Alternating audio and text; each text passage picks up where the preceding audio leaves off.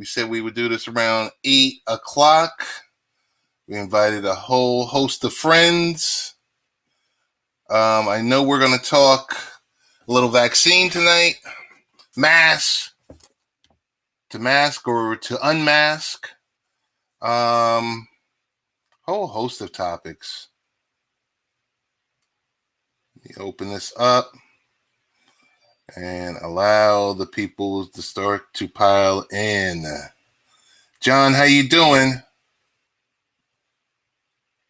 Glad you're here to join us. Yo, I don't know what's going on. I believe Tony D is in the building. I'm good, bro. What's happening? We've been Tony waiting D on is out there. Think Ace World is coming through. Yeah, Ace World's coming through. True's coming through. True Armor's coming through, and a whole host of others. We already at 140 people. Oh man! Come here, you. Let's see, Tony. I don't hear you yet, but that's because your speaker is not on. Your mic is not on yet. So, Ace World is in the building. John, what's good, John? I see you down there. I appreciate you, so man. It's either I have no audio. On who? On Ace? I'm in the building. I see you. I hear you, bro. How you guys doing? Respond back. I'm still here, going on. Around a little bit, but go ahead and go through everything. I'm still here, bro. Is it lagging? Is it me? Okay. Could be me. I hear you clear, B. Haven't rebooted this MacBook in a minute. Ted, I hear you clearly. Ted Hicks. We got 136 eyeballs. A lot of this stuff was cached. I see 141 people. Hey, Tony, you hear me? Yeah, I got you. I hear you clearly also. You hear me. I don't hear you. I tell you what, bro. Just run everything. Just go ahead and run your stuff, and I'll go afterwards. You're moving? Hang on. I'm going to go out, and I'll come back in. I'm going to show you. Wait.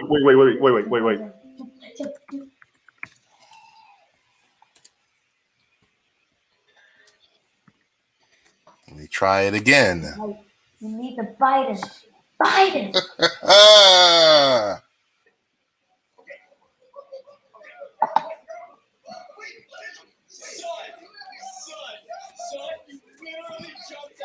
You literally jumped on him. I saw you do it. Put together the jump, right?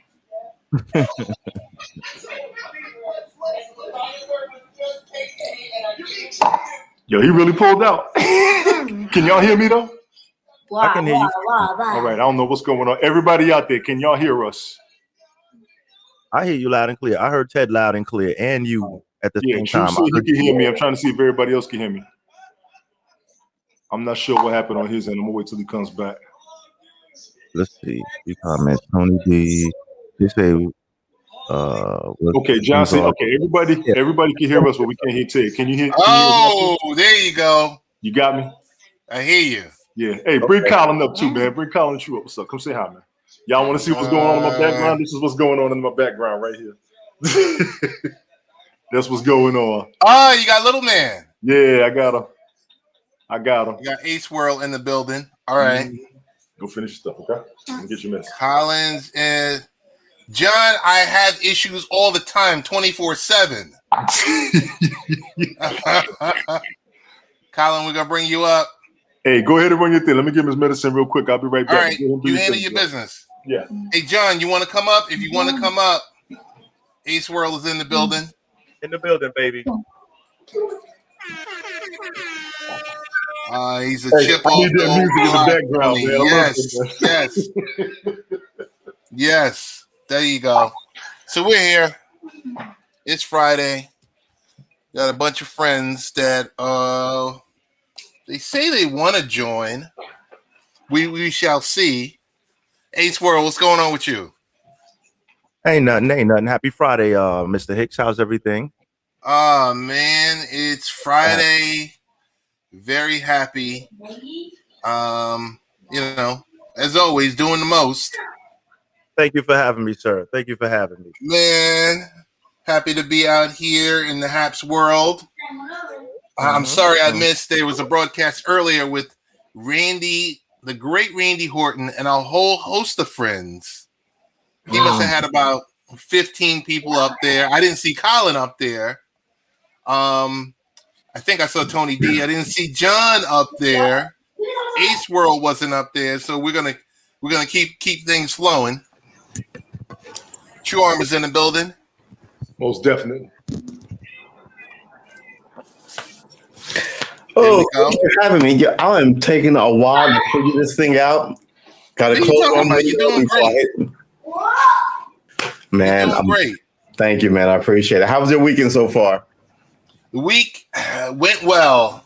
The weekend has started. It is post 5 p.m. Eastern time in New York, so it's going well.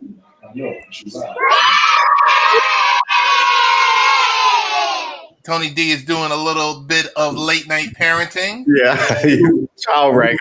With it. I don't want to have Michael, before you even get started, Michael Bathurst is in the building. Mike, come on up. You have an invite. You have an invite, so stop it. Come on up here. Get yourself on up here, Michael. I invited Get on him up here, Michael. my Come 10-minute pop 10 minutes ago, and he was too busy hanging out with supermodels, I guess. Oh, Even those rappers. He says 2 minutes or less. You're coming up here for 2 minutes or less? 2 minutes or less. What do you? There's an ex-girlfriend joke in there someplace. Yay. This is a family-oriented show. Oh, that's right. I'm sorry. Well, no. Not on Friday nights. My mid-afternoon parent game. I apologize. Not on Friday nights. Exactly. We can get buck wild and crazy. It's cold in Tony's house. How do we know it's cold in Tony's house? John don't know about me, man. You better get off my crib, John. I'm gonna come see you in a minute. It's warm down there. Wait, Tony, you in Georgia or you in South Carolina? Georgia. He's in Georgia. Right, okay. It's dark in here. I'm wondering if I should cut on some lights. Hey, perfect. I don't appreciate John talking about my house, man. I'm gonna come see you about that, man. Oh man, where's my guy Danny Salerno? Waiting for Danny to come in the building. Hey, did Colin come on? Colin has not come on yet. Colin has the invite. All right, he good. As long as we provided him up, we good. You got Mike an invite too? Oh, he's talking about. We had to talk. Mike has an invite. Yes. All right, both of y'all are good. All right, cool. I see it up there. Yep. Mike has an invite. So man, we made it through a week. Hey, Gracelle, if you're out there, I know. Did she make it? Not yet, but I'm gonna send because Gracelle is in India. Yeah, she had to broadcast all week. I've been watching too. And I never get to see her live. Me neither. Never get to see her live. And Pull up. I'm like, man, what the heck? Pull up. Okay. Taking a few minutes to render. Y'all gotta go. Maybe back. Peace. All right, John. We talk to you later. Yeah, most definitely. Ted, I don't know what you had planned. I don't know how you want to get started. I know how the time gets tight, so I'm gonna say go ahead and get rolling, man. Like I said, I'm getting situated, but I'll be listening. All right. You handle your business. Yeah, we got pretty much an open. You gotta hold it down till I get back. Yeah. I know. Oh my goodness. We got enough time here. Ace World, you out there? I'm in the building, sir. I'm here. Salute. Ace World, are you in the building?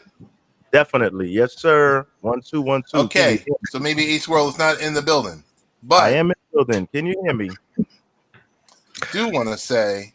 Can you hear me? I can hear Ace World. You can't hear him, Biz? Can you hear it? Can you hear me, Ted? Yeah, I can hear you. I can hear Ace World, but you can't hear him?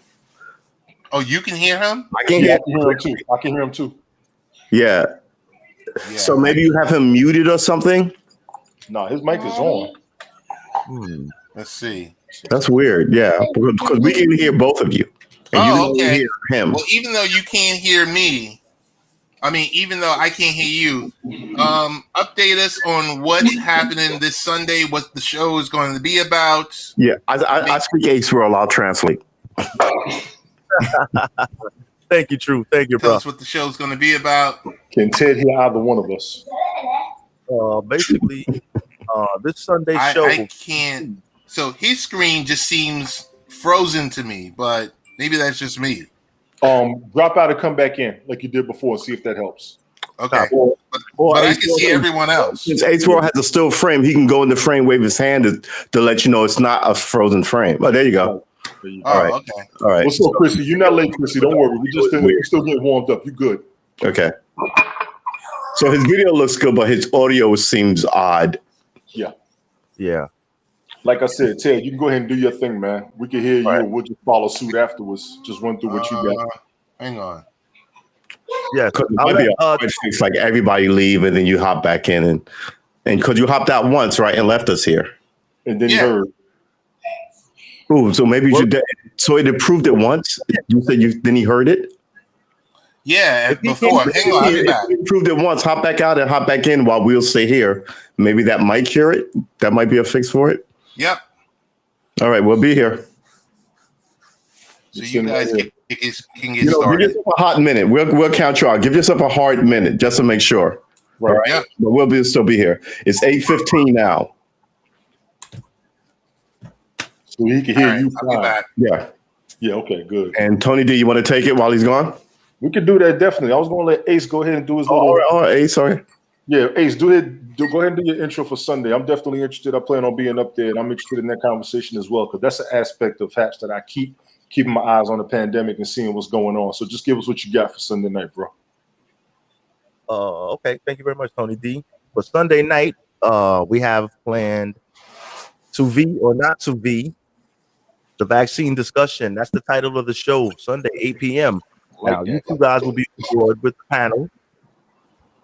It's pretty much an open discussion because I'm looking to have people that were vaccinated previously and people that are not as of yet vaccinated, and the perceived pros and cons of it. But pretty much just like an open discussion, try to do a quick little hour. I'll take some calls, take a few live calls, see what the world is thinking. This show is about my show is definitely about the people. So I always I'll take a few calls on it, discuss it with you guys, and we'll see what it is. Because I don't want to get too much into it in advance, but that's pretty much what it is, though. So it's like my show it's an open debate. We keep it light. It's like the topics are serious, but we keep it light. We try to get it, we'll get a smile here and there. We crack a joke in between here and there. Keep it light hearted for the most part. Keep it fun but serious. That's the whole thing. Life is very serious. And that's a real open, real hot conversation right now amongst everybody around the globe. So I see a real big audience watching it. I see a lot of people interested. I see a lot of facts coming to us outside of just opinions. And the facts are the biggest things that I'm looking for over what anybody thinks or what anybody feels. We got to look at underlying conditions. I always emphasize that with a lot of people. We got to look at age. I have a big concern with underlying conditions in pregnant women. So I'm definitely, anybody listening to everybody out there, those are concerns that I'm looking at. I'm looking at facts for those as well. We got to look at the ingredients of the vaccines as well. Those are very controversial. We got conspiracy theories behind it. I think you got a strong broadcast, personally. It's a lot of information out there. It's a lot of information, and at what point does it become too much information? As in, when they start lying, that's when it becomes too much information. Come a little closer to the mic too, bro. Come a little bit closer to it. Okay, all right. Not too much information, as in there's too many pros and cons. Agreed. So not enough information. When I say it's too much information, it's not enough information out there from what I'm seeing so far. I completely researched everything, of course, but it seems like there's strong cases, pro and con. So, this this is in the news today that Bill Maher, who was vaccinated, Okay. popped live for like the virus, right? So the question then becomes, if you're vaccinated, what's the point of the virus? Especially if they keep spinning off new variants, right? So, I mean, mind you, we're not connected. We can't get like somebody from MIT or the CDC to come and talk to us. But No. I think it's super valuable because we're the everyday man and woman on the street, right? And these are the things that we think about. So, I mean, yeah, I'm kind of really into what everyone thinks about this on Sunday. Yeah. Really important part of the discussion. Look at the sources and the science. I agree. Yeah. Yes, and I do Hey, understand. Brett, thanks for joining us. One of the admins from exactly, Hats Brett. TV is joining us, so we definitely Wow, appreciate that. How do I like that? We appreciate the program. I mean, the application. Yes. And your involvement. And I'm glad you're up here. I wanted to talk to all of y'all. That's one of the things I brought up earlier this week. I was hoping a bunch of you, the HAPS team workers, and even some of the admins will come up just for the open discussion because we haven't had one with you all. You know what I'm saying? I mean, Brett, you're always welcome. It's just the messaging on this stuff has just gone up and down, left and right. You know, it's really scary. I read a post today. I think it was from Forbes magazine, and it was on the 12 different. There's still 12 sources of disinformation that are still out there. Wow, really? Unreal. Yeah, 12 is a lot. 12 is a lot. You know, so you don't know where it's coming from left or right. We got to go with the original information and trace it from there instead of catching up right now and trying to go backwards. Well, a lot of people. So, like, information comes out every day as well, though. There's always new things coming out every day. Some credible, some not. But yeah, you know, it's like science evolves. Everything, something new is discovered every day, and you build on what you had before. But you got to come from the source to get to where they're at, and that's what a lot of people, I think, maybe somewhat behind on. I say that because I was watching it from the beginning, and I was trying to catch it. All the vaccines, all the variants. We had 30 variants last summer. We had 2 new strains off of that, and they got variants as well. So the biggest thing with the vaccine is you will not be as severely sick if you do catch it, if you didn't have the vaccine. That's the biggest push they got right now. They're not going to be able to stop the variants. The variants are going to be like the flu. You're going to have a strain, and there's going to be a new one out there. You know what I'm saying? So to vaccine or not to vaccine is a real good topic because everybody's going through it. Everybody's debating on it. Some people are getting it. Good for them to do it. A lot of people got to get it because they're going to come in contact with people who are positive and they want to build a defense. Then there's the controversy of your body can fight it, period, with a 97% rate, which I do agree with. However, if you got an underlying condition, that's what's going to kick your butt more than anything. So like I said, he got a strong discussion. He got a lot of avenues on that one. So I do have a question for Ace World for Sunday.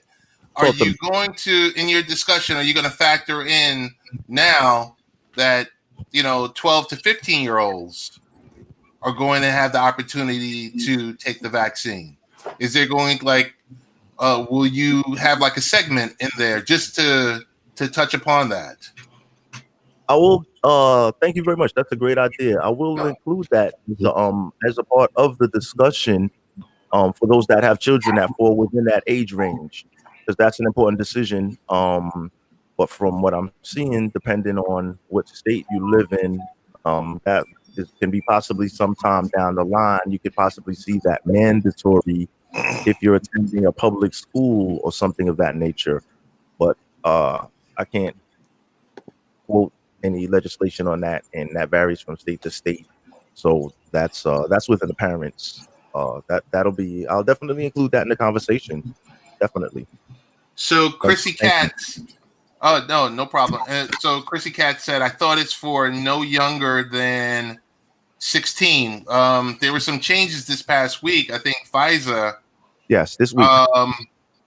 Has made it available. The FDA has signed off on 12 to 15. So that's factoring in, middle school or, when we were in school, it was called junior high school. Now it's called middle school. So for the big push for that, for August and September. Middle school, high school now. Well, no, middle school, junior high school. Right, that's what we had, junior high school. So what is middle junior school? high school? But they don't call it junior high school anymore. I can tell you the difference. I can tell you the difference. Junior high school is 7, 8, 9. Off topic, but still called elementary school. Elementary school. No, here it is. Junior high school is 7, 8, 9. Middle school is 7, 8. Oh, that's the difference in different areas. Ooh, did we just? Yeah, we lost a connection with. Hey, and everybody up here, this is not just you. This is happening on everybody's platform and everybody's device. All right. It's flipping and everything. Everybody just stick around. Everybody just stick around. I'm not tripping. Ted, I don't know if we can still hear you or not. I ain't hear you talking or nothing. Oh, yeah, I'm here. Okay, good. So we can all still hear each other. We can just the video, but we still have. I'm in and out. So we still have communication. Everybody check your devices. Make sure you're still broadcasting. No. Okay, here we go. We back. All right. Are we on the air? Back up. Yeah, we're on the air. Copy. So Mike Patton is in the building. Mike from Nashville, Tennessee. Big ups for the award from Mike. Hey, and Mike, sometime, hopefully tonight, he can jump up here and tell us, are we going to see a Major League Baseball team ever in Nashville, Tennessee? That would be awesome. You know how awesome that would be? Would it really? It would for the whole state. Yeah. All right. We have a small club down here, small stadium. I mean, it's really nice, but it's really nice, but a major league ball team in the South would be. I'm sorry. Go ahead. Never mind. Forget it. In Tennessee. No. So, Mike, thanks for the Appreciate Award. You guys have one here in Virginia, but yeah, I'm sorry. I instantly felt that, Ted. I'm sorry. Go ahead. No, it's okay. So Ace, what? So tell us the breakdown of your show. The breakdown of your show is we know it's a weekly show. We know it can go from either 30 to 60 minutes. It's based on fan participation or viewer participation. Yes. Tell us, how do you choose a topic each week? Okay, weekly. You could email topic suggestions to sundaynightsmoke@gmail.com. That's sundaynightsmoke@gmail.com. And pretty much what I do is I'll scroll through some of the suggested topics and I'll pick one. Depending if there's something hot going on at the time, like the vaccine is hot right now, so we're gonna just bump that right there. We'll just take that. But that's pretty much how we do it. So, like I say, if you view in, you can submit topics if you want us to take on a specific topic. Like I say, Sunday Smoke at gmail.com.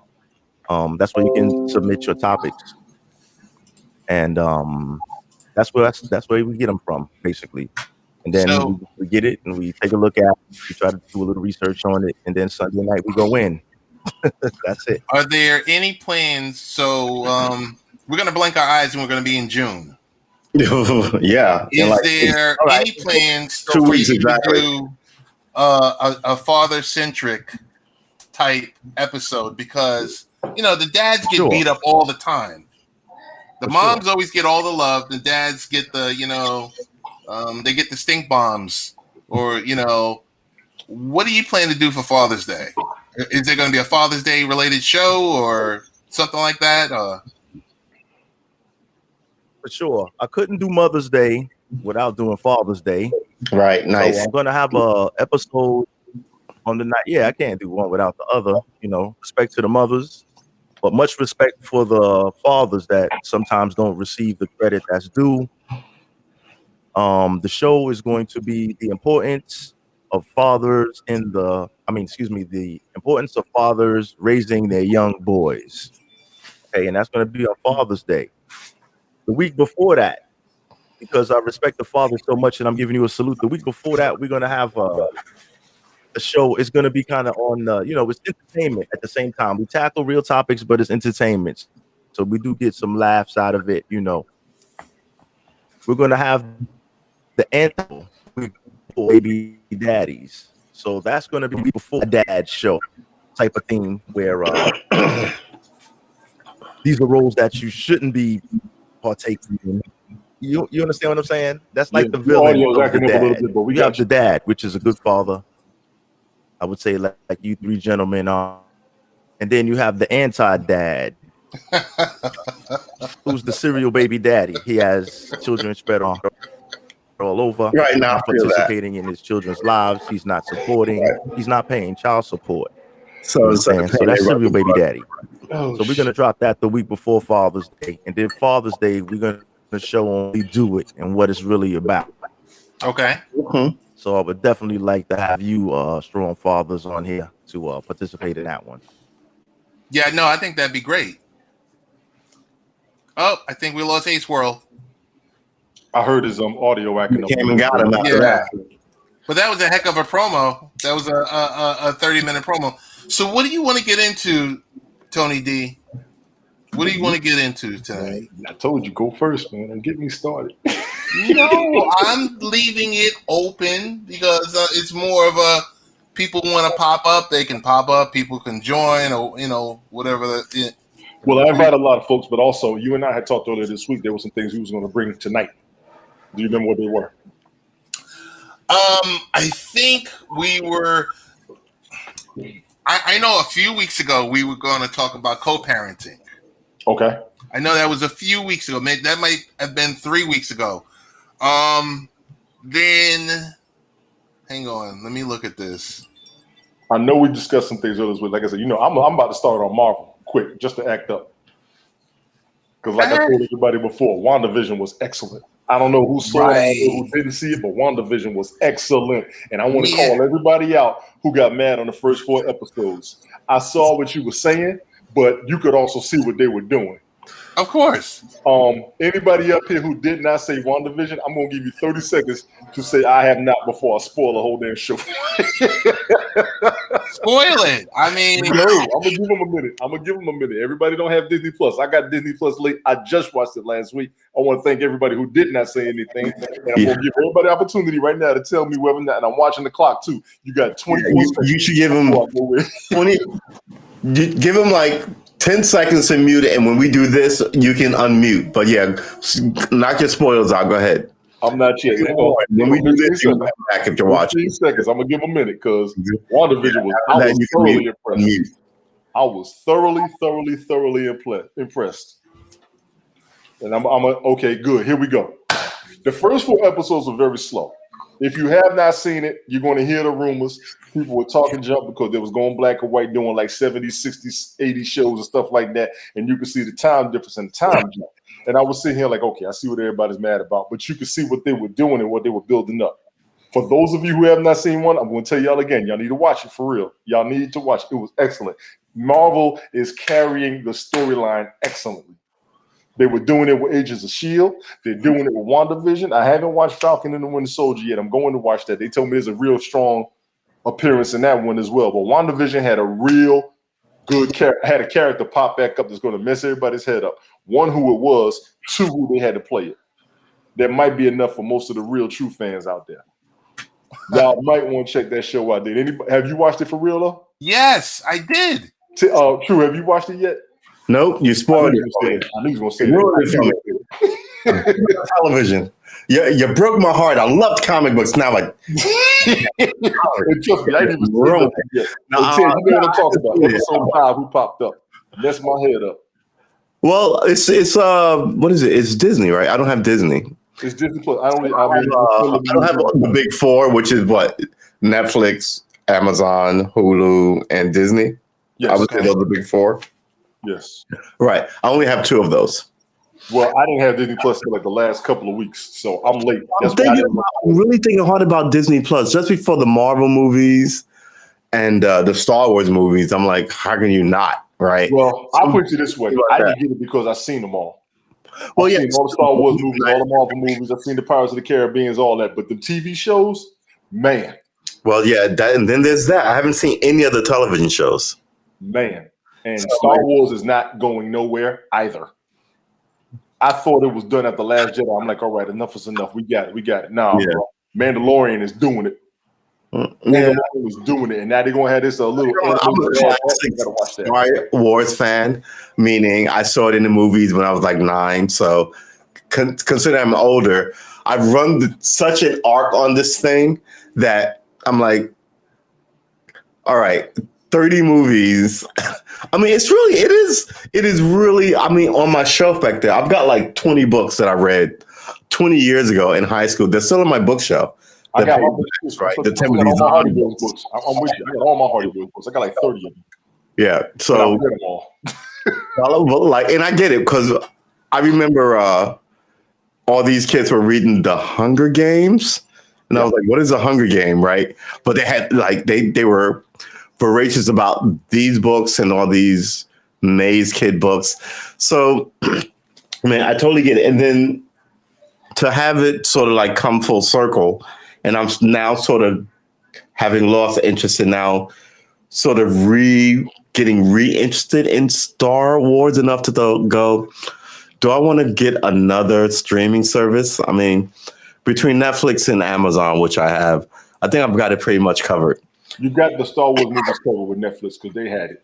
I missed like Turner Classics, like not TMZ, like TNT. The old TNT, like the Humphrey Bogart black and white movies, The Thin Man. Turner movie classic. Like, how do you're gonna end up paying for so much stuff? You might as well get cable again. It's gonna be cheaper. You know what I mean? Yeah, Turner movie classic. That's what you're talking about. I know what you're talking about. Exactly. Where you get those goofy, like the Bowery Boys, where they lived under the Brooklyn Bridge in the 30s and they were catching Nazis. All the goofy stuff that runs for like an hour, and you can like clean your house while it's on a Sunday. But I also want stuff that reminds me of my childhood with my mom. But I also want stuff that reminds me of like the karate movies on Saturdays. Remember those, Biz? The 5 Daily Venoms and yes. Yeah. I want all of that too.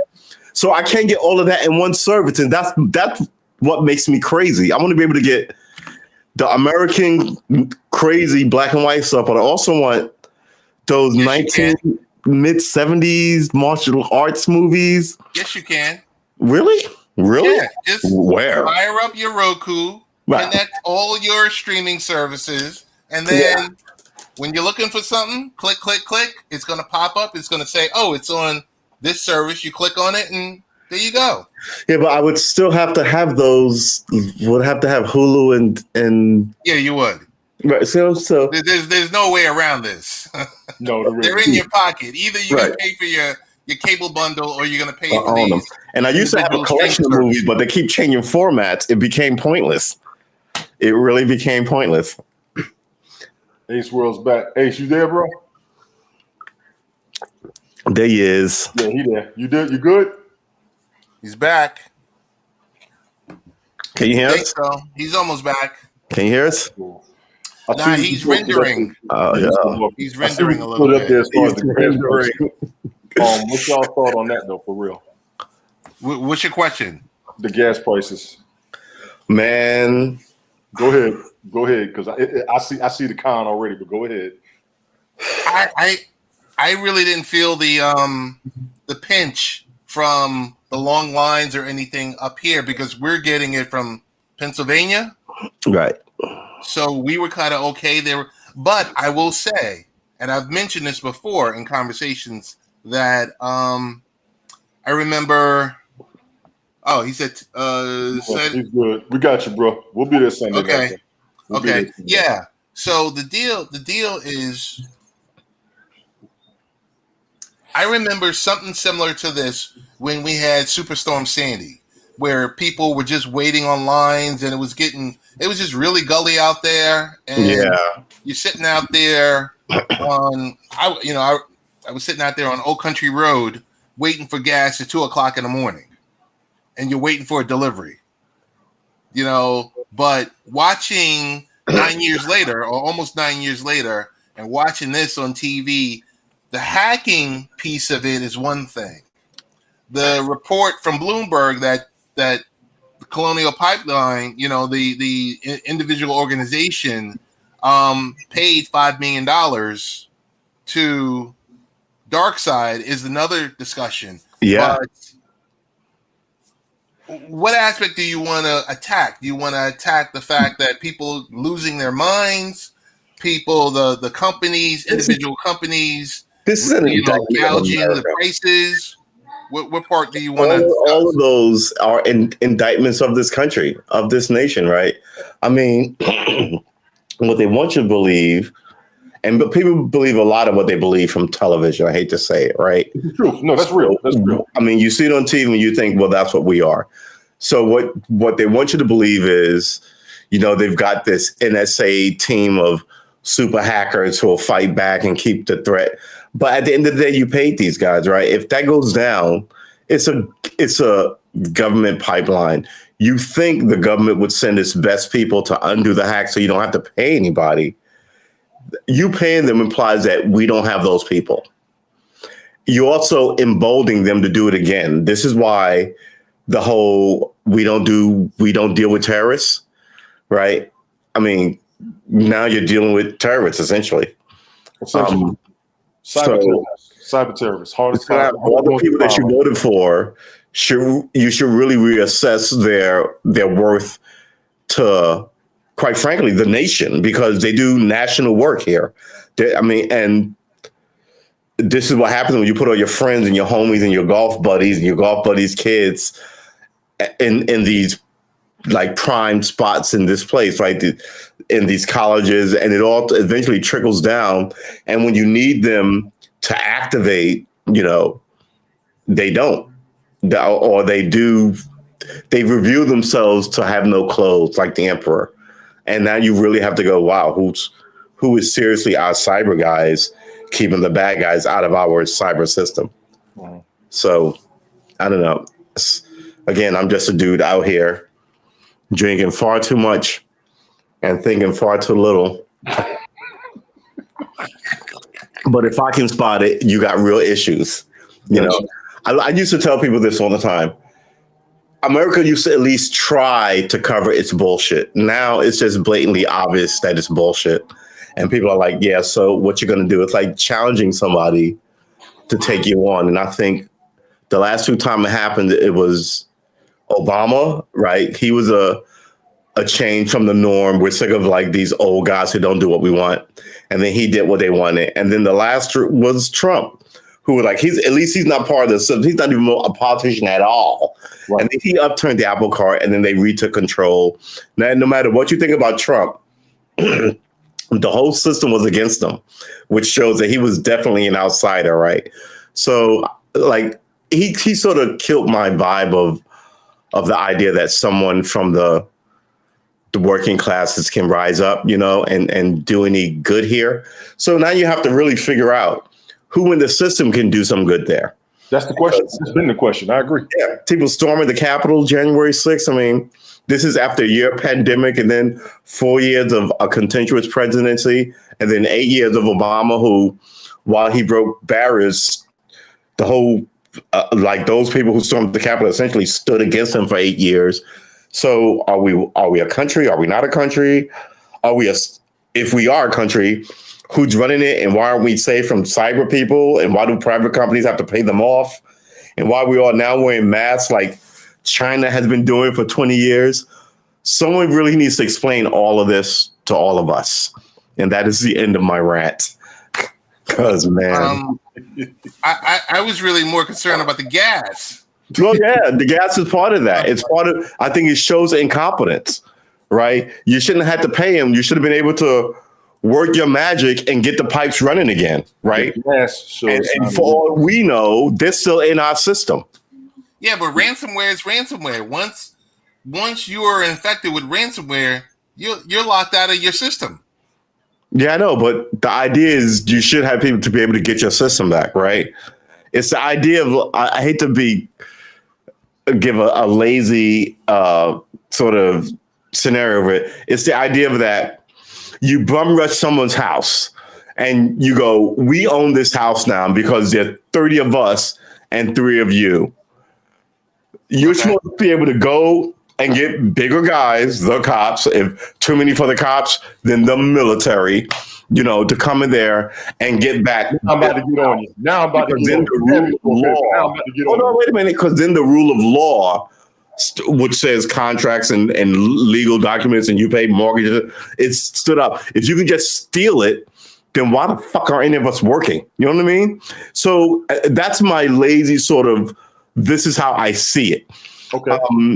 So I fully would have expected, maybe not for me, some knucklehead out here in the Nowhereville, but a giant oil company that does half of the Northeast, the NSA, the CIA, all these 16 or 19 intelligence agencies that we have, to have all these people that they pay all this good money that they pay for, that none of us know of, that we thank for their service, to swoop in there and be like, da da da da da da. Oh yeah, we know it's China or Africa or whoever, Russia, and this is how we're gonna do. Oh, I've seen this before, here or there or there. Or I've never seen it before, but he's using one of these, like you see in these movies. And it's not that. It's just kind of like, we don't know what to do. Let's pay him. What? I mean, come on. It just doesn't make any sense to me. It should make sense by now. If you can understand that much, we're taught to believe in them. We are taught that. Every day they're showing themselves to be more and more vulnerable, incompetent. Vulnerable is a good word too. Vulnerable. I think we're all ridiculous. You think you're protected enough. You think you got enough out there, and somebody found a weakness. Yeah. You can take the cyber attack. You can take 9/11. You can take what happened at the Capitol. Those are three major incidents that happened against this country that pissed everybody off, because the money we putting into the government does not look like it's being used properly, but you cannot catch any threat. You cannot. Here's the other problem that I got, and I'm going to go ahead and I'm going to say this not against you, but what I've been seeing myself. Mm-hmm. Half of the people that's doing the attacks against us know our system. How do they know the system? Because we hired them. How do we hire them? Because we invested in other countries. So other people that we got who's working on our stuff that got out of the system, either retired, fired, just left, know how to get us. Right. That's all there is to it. It's not about having enough of this and having enough of that. I'm going to just be real. Based on what I think with Swiss cheese, I think there's so many holes in our system. There's plenty. You can't even catch them all. You can't. And none of the people who are responsible want to be held responsible when it all goes to crap. One, you got to catch them. Two, they know how to use the law against you when you try to prosecute them. Everybody understands what they're doing. They know the legalities behind it. They can get away with it, but they can't get caught. And the system has done that against us, so they ain't doing nothing but doing it against us. There's the magic number. Do you know the magic number? The magic number is people who generally make about $125,000, that little, don't ever have cop problems. Everybody in the system work makes way less than that. Think so? And the people who make generally more than like $100,000 who get in trouble with the system are generally because of drugs or murdering their wives. It's nonsense. But it's conspiracy. But you drive from point A to point B. I would change that. The ones who make it over 100 know more than a lot of us do. Well, I'm not saying that. I'm just saying that they're generally not messed with. So there's essentially because they know the law. Because they know the law better than salary cutoff. Yeah, they know the law better than us, and they also got more money to deal with than we do. Well, the system is the system, and the system has been this way it has. Since the founding of the nation, right? Yes, it has. Like, I was going to do a show, and one of it was your lineage used to mean stuff, right? So when I was a kid, and I learned this because I always like the news, but there was a woman called Sydney Biddle Burroughs, and she was they called her the Mayflower Madam. And she was essentially, so somewhere around, I want to say 78 to like 83, she was essentially busted for running a brothel. But her lineage went back to the Mayflower. That's why they called it, and it used to be a thing. But, once the system becomes, mostly black people who've been here since before the country, right? And increasingly the white system,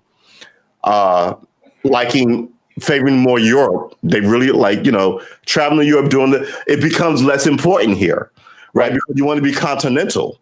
I'm not laughing at you. I'm laughing at that picture he just put up there because he's starting mess. I know what you're doing, Ted. Oh, the Star Trek. Yeah. Well, all right. So I'll save that for another day. But yeah, what do you got, Piz? Oh God. No. You guys roll with it. I'm just looking for No, I was other just talking stuff. about the history of things and how, like I said, like it was like back then it used to mean something, and people consider her dishonoring this thing, and some people want to say they go back to Lincoln, and other people go back to George Washington, and other people go back further than that, the Pilgrims. And now that the whole system is shifted, and a lot of the people who've been in this country the longest, you know, who are poor, like Black people before the founding, that doesn't matter anymore. Now what matters is, you know, immigration in Europe and how European America is. So it's funny that if you would have said Europe had universal health care, they'd have been like, we're not Europe. But if you said, you know, Europe has a lower vaccine count, everybody goes, oh, well, we got to be like Europe. We got to drop our, you know, so it's how you shuffle the deck on it. Anyway. But can you tell us, did you run into any problems getting gas? Yes. I haven't tried to yet myself. I did it yesterday. I told the story yesterday. We still have some around here. Are you serious? This dude is too much. What is going on? I know what he's doing. I ain't watching yet, man. Don't do that yet. Yo, we gotta talk about Falcon and the Winter Soldier. I haven't Would you watched please watch that? I will. This it's weekend. 6 episodes, and you're going to enjoy it. True, what happened to your camera, bro? Oh, there you go, True. Yeah, well, hey, so listen, True, you tried to get gas, and did you see anything ridiculous out there? Were you like... No, that was a couple of days ago, and it was, you know, other than a guy making me wait longer than necessary. That was it. Since then, excuse me, I've only been out. I've only been out once for maybe 8 minutes to buy some arugula because I was making an arugula salad. Oh, what? Yeah, oh man. You know what? Here's my thing. All my life, I tried to eat a lot of vegetables, and you got to cut up eggs and tomatoes and I discovered arugula salad, and it's simple. It's 2 ingredients. It's arugula, it's flakes of Parmesan cheese, and whatever dressing you want. And I was like, okay, I get my greens. It's tasty, and I don't have to go through like 9,000 things that I'm not going to eat. And arugula salad. That's it. And I normally just throw steak on it, or a kielbasa sausage on it, and I keep it moving. That's what I call getting my greens in.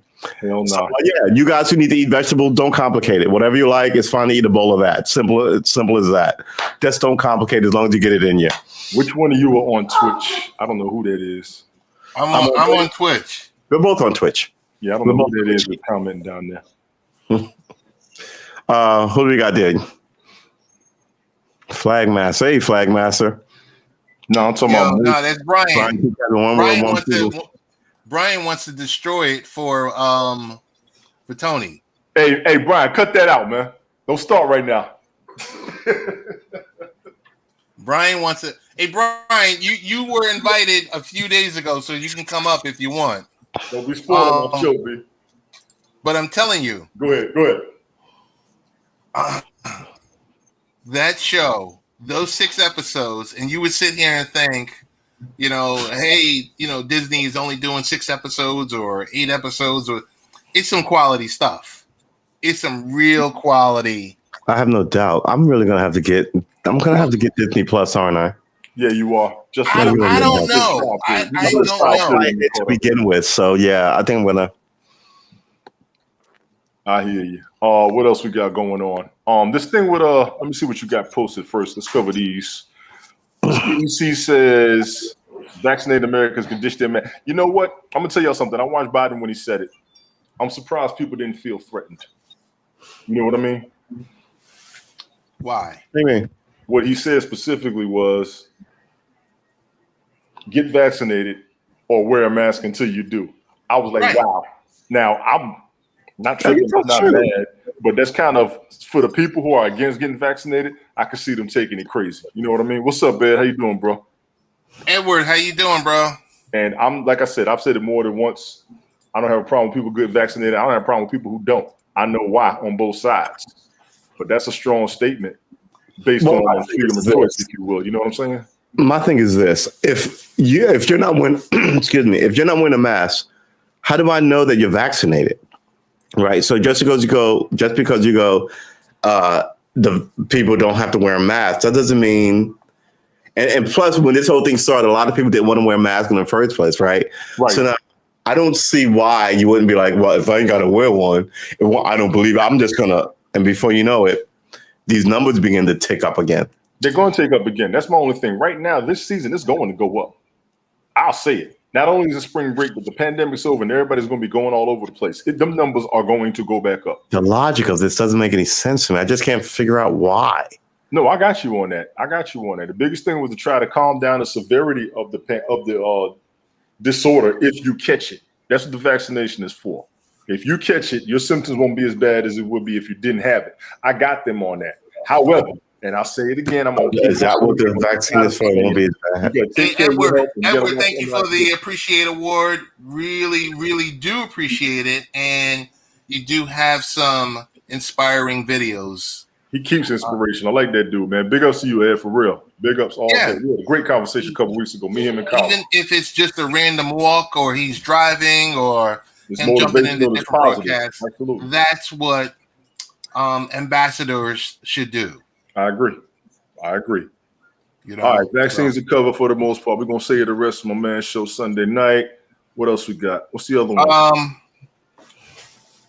Let's see. I'm buffering. Wow. Yeah, we froze up like we did earlier. Hold on. Do we really? Mine did a little bit. I'm trying to get to the links you posted. I'm just trying to go through them real quick. Okay. So something that's specific to New York. I know both of you guys used to be in New York, but are no longer here. Right. I mean, they're rolling this thing out in New York. I mean, because when you think about it, you know, we got hit pretty darn hard. But the Johnson & Johnson is available in the New York Transit system. So you can go to 8 different train stations or hubs, you know, and receive that one shot. Right. You know, and along with that, you know, a free 7-day unlimited Metro card or 2 free rides on your LIRR or Metro North train stations. But here's my one question. My one question is, and I posed this last night to Davcat, and I didn't really get a response, so I kind of stepped on out of her broadcast because she does some good.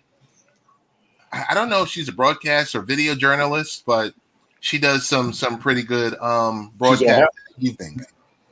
I said, if you are feeling that you're anti, how is a Krispy Kreme donut or a cup of coffee or, you know, even a lottery ticket, like if you're in Ohio, how is that going to change your mind?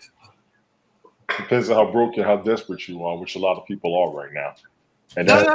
I mean, and I'm not trying to make fun of anybody or anything like that. No, but I got you. That's what it is.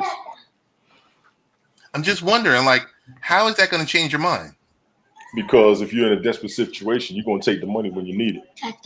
Stinky shit. But I mean, it's the truth. That's what they're doing. Last year, they was offering people $12,000. That is so good. I hope that's not serious. Is that serious, Brian? No, that is serious. It might be serious. That's Bill de Blasio. Oh my They're God. offering stuff. They're offering food and gift cards and all this. Oh my gosh. I'm like, where was this 4 months ago when I got jabbed? I want mac and cheese. I'm good. That's what's happening. They're giving away incentives to get the shot because they're making that much money off of it too. Y'all got to realize. Look at the time frame when they started doing it. Whoever gets a vaccine get free food from Steak and Shake. I mean, dude, I'm not even a big Steak and Shake fan. Now, the breakfast is all right. I can say truthfully, I've never had a meal at Steak and Shake. They are going hard in the paint. I 100% agree with you, Brian. I 100% agree with you. They're going hard in the paint to get people vaccinated. He is 1,000% correct. Let me heat something up. Go ahead, man. I'm still listening, bro. All right, go ahead. And you make sure you get little man his macaroni and cheese. You heard that, right? You had to do me like that. Yes. You got to say, what little kid doesn't like mac and cheese? Belinda, how you doing? Right. I mean, my Bill's nicks and everything. Yo, True, do you remember being a little kid and loving mac and cheese? Yes, it was my favorite thing. Really? Yeah. More than ravioli? There were like two kinds that I remember. One was like a runny like mac and cheese, and one was like a mac and cheese casserole where I would literally cut it out in a chunk like lasagna, cut it in half because it was too thick, and make a mac and cheese, like nuke it in the microwave and make a mac and cheese sandwich. When I was like 16, because sandwiches were everything. So yeah, mac and cheese are one of my seminal moments of what are we going to call it? Adolescence, kiddom. Yeah. You said kiddom? Yeah. Let It Be is in the building. Let It Be, how you doing? From Let it be Reno. good.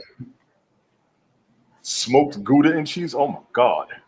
I'm happy to be Smoked here. Gouda, mac and cheese. What's going on? What's up, Colin? How Okay. you doing? I've never been to Reno. I might need to check Reno out one time. I would love to go to Reno.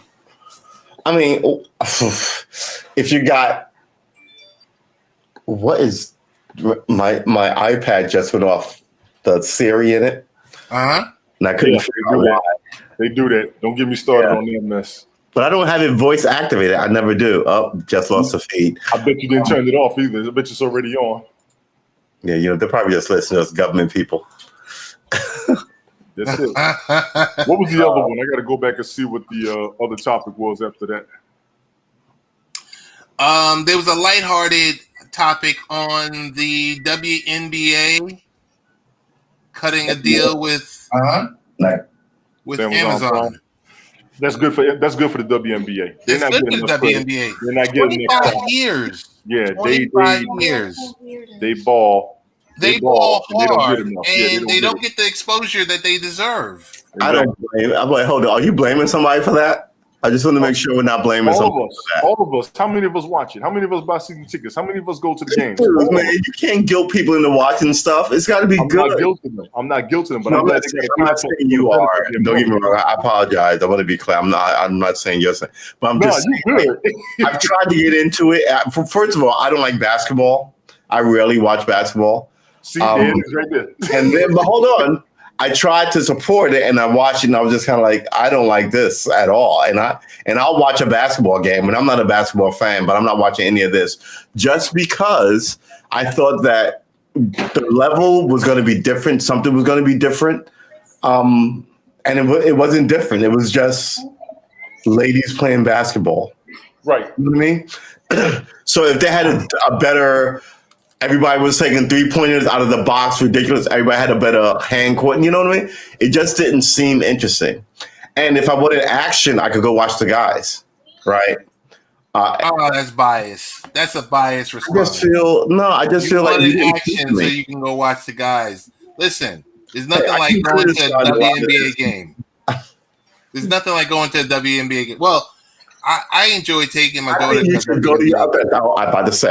should go to a WNBA game with your young daughter, teach her the principles of fitness and sportsmanship and all that good stuff. I'm not saying it should go away. It's boring and it's stupid and it should die. I'm just saying don't hate on the guys who just kind of like didn't get it, right? You know, there's a ladies NFL.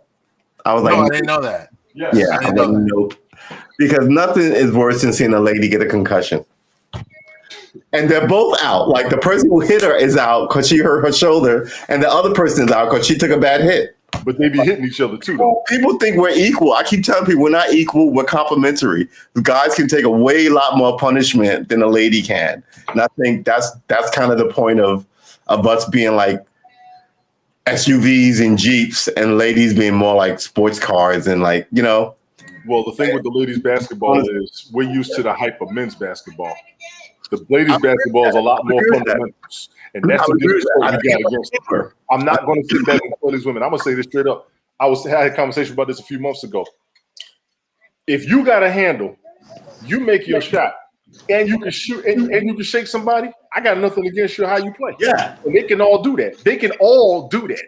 People sit back and talk about, man, the game is lame, the game is weak. You know why? Because they're not running around dunking each other, fighting each other. Straight up basketball is what WNBA basketball is, because they do it. And I bet half of the people talking junk against them can't beat them. They call that fundamentals. It is fundamentals. Half of the people talking junk about the NBA can't beat none of them one-on-one.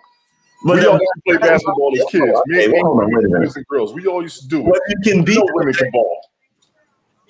But whether you can beat them at it has nothing to do with it. It's entertainment. And they're supposed to entertain you. It's not a fight, right? They are supposed to entertain you, but they're supposed to play the game right. You into being entertained by them.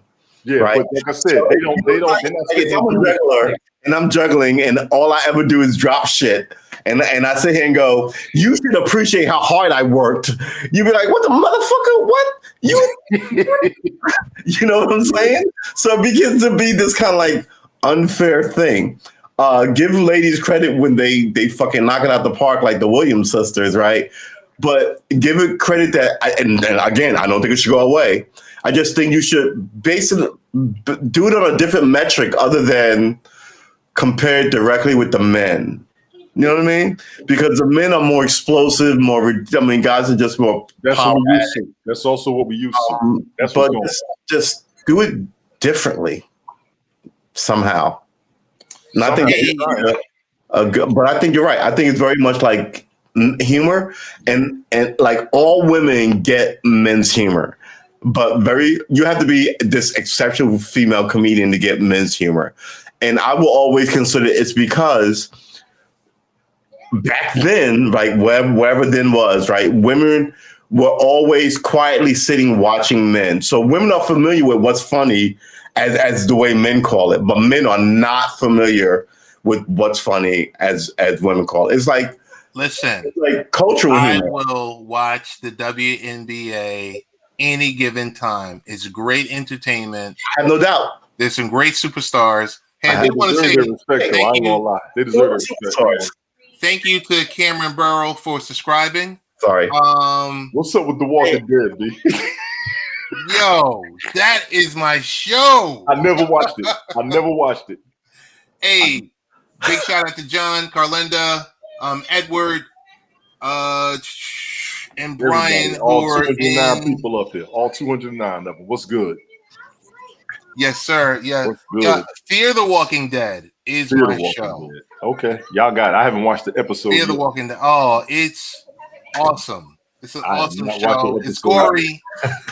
I mean, it's science fiction. Come on. Oh, please, if you're in the chat and I'm a knucklehead, please call me out on it, because I mean, if I'm being I don't want you to get started. Hell no. Clear my head, because I need to be corrected when I'm wrong, because I realize as I age, some of my philosophies are older philosophies. Luckily, my nephew, who's 30 years younger than me, every night he's turned me on to new music and new stuff, and every time I go, he goes, "Oh, seriously, really?" And I go, thank Mauricio Espinosa says, "No, please, no F words, please. The Scoutmaster is listening." Oh, okay. We'll behave for this episode. We will behave for this episode. I'm gonna give you this one. Let me know who's in the audience. I'm gonna give you that. If you got somebody trying to, don't act. It ain't gonna always happen. Just so you know. Oh my goodness. When I was a kid, I used to have a subscription to This Boy's Life, which was a scouting magazine. Mm-hmm. I'm a huge proponent of the Boy Scouts. I don't believe that they should go away. So good for you, Mr. Espinosa. No problem. Okay, so we got the WNBA, all that. Okay, all that's covered. Yeah. Good. All that's covered. I'm still trying to remember what else we was talking about Tuesday night. We said we was going to bring up. I almost need to go back and pull it up too. Oh, I'll be right back. Yeah, you good, bro. You good. What is this? Is this the Walking Dead? What is that? Yeah, he said that's Fear the Walking Dead. I've never watched either one of them, but I got a cousin who loves that show. I have never watched episodes. I haven't seen one either. I haven't seen. Well, I don't do horror movies. I like goofy comedies and nonsense stuff. But yeah, The Walking Dead. Whew. What y'all think about what's going on with AOC and that other lady trying to call her out? All right, I think the Margaret Taylor. Is it Margaret Taylor Green or something? I forgot. Now I gotta look at the name. I think she's trying to rile up her base to say when they go after it, go, oh look, I'm under assault. So you double down on the bad plan, and I think that's what her plan is. But I'm beginning to fear for like AOC's like safety, just because she's always a target of these people. Yes, so she is. they're gonna gin up some rando knucklehead, idiot tard who will just seek her out. So I really need like these American agencies to be on their game. Right. Because America went through, as I remember it, 3 ages of assassination where a lot of politicians was being shot. And the last one was like the 60s. I think before that, I want to say it was around like the 80s, 1920s or whatever. No. But yeah, it was the 60s. Reagan got shot. That senator got shot at that baseball game about 15 years ago. Yeah, but yeah, okay. Well, yeah. Well, okay. I guess the politician, right? Yeah, one was a Democratic, one Gabby Gifford, and was the Democratic Congresswoman. Hell, they gave him Obama, Arizona, and the other guy was Steve Scalise, right? Playing in a baseball team, a Republican. And right, so you gin people up to goofy fanaticism, and you're gonna get this. But America is not new to this, right? You gin people up for goofy fanaticism to get them to drag people out of like jails and hang them and all this stuff. So it's a thing, right? Goofy fanaticism got what's his name to blow up the Moore Federal Building, kill all those children who were being babysat while their parents worked, right? So we have a history with sort of Edward, you have an invite. Yeah. Solving the problem. I've been clicking invite user. He's probably having complications getting on like everybody else is too. You good over there, Ted? Yeah, I'm good. Okay, cool. I think it's a mess. I think it's crazy, but I'm gonna leave it alone because everybody's after AOC. That's just the way I look at it. They all been after her since she got in and she started talking and opening up, speaking her mind, which is what she should. Yeah, she speaks to a lot of people, and she's got a lot of people are tired. They just gonna be mad because everybody else is speaking theirs and half of them was supporting it. So, like I said, I ain't gonna go on with that. What else is new? What else is going on? Ted, I'm really trying to remember half of what we was talking about the other night. I know we said we was gonna bring it up tonight. Where are Ed's in there? Colin couldn't come up. Who else is here? Colin is hosting his own show. Yeah, he is. He's up now. I just saw that too. So they all doing their own thing. You got company, Viz. There we go. I know he's on the road, so take your time getting situated, bro.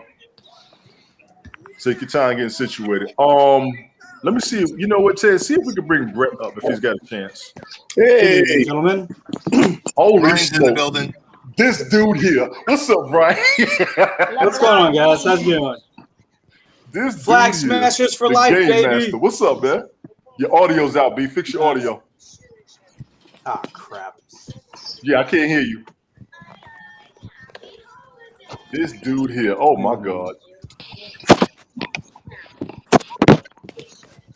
I heard Brian before. You couldn't hear him? No, I couldn't. I saw him talking and then Can't hear me now?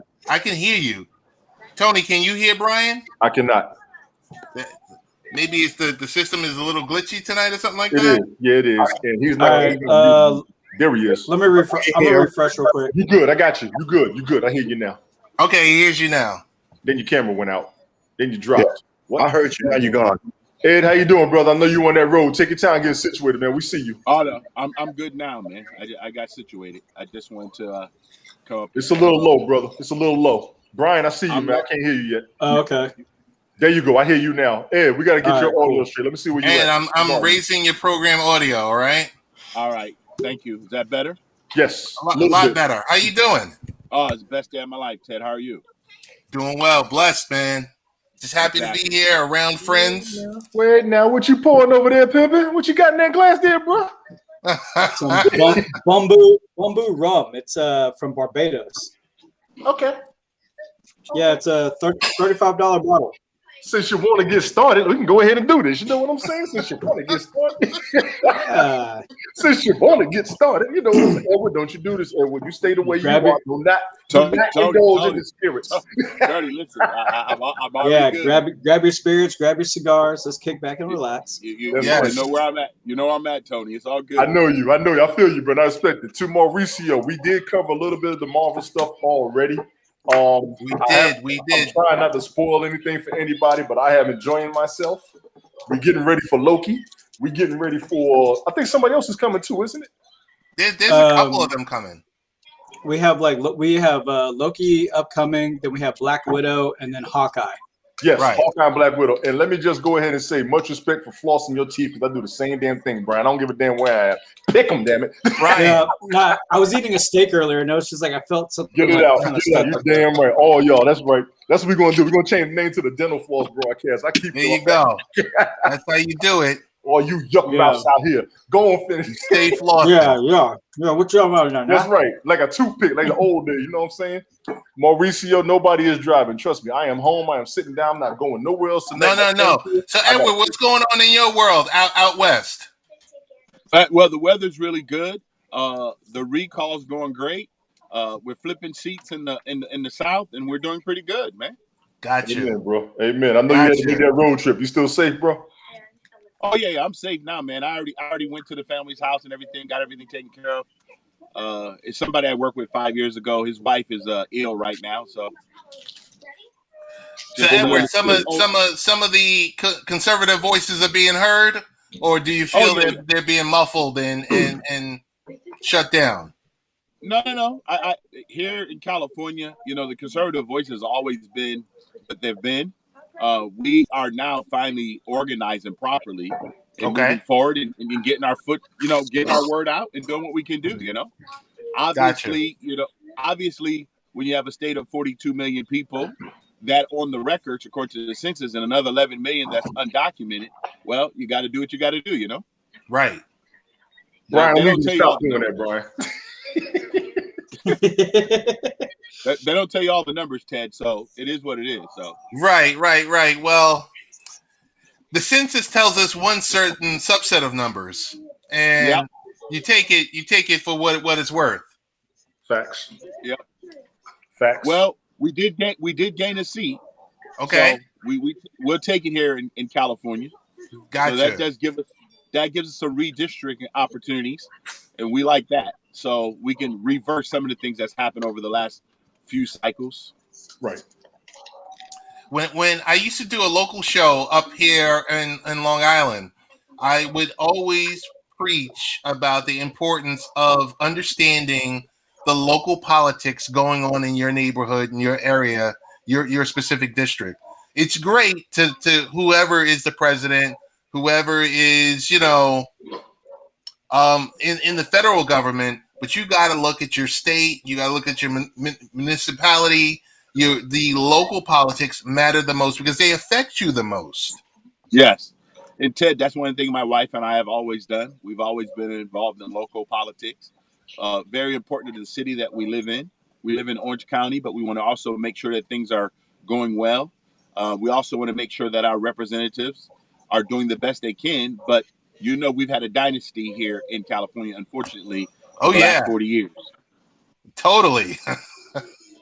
Never. I'm sorry. What's a dynasty? I don't know California politics. I know, but I don't know the politics of California.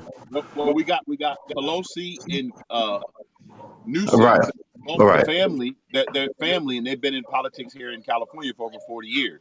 Right. They've been running most of this state, and so we call that our unfortunate California dynasty, which has everybody call it progressivism or they call it moving forward. But I've never understood when you say that central power, any form of central power is progressive.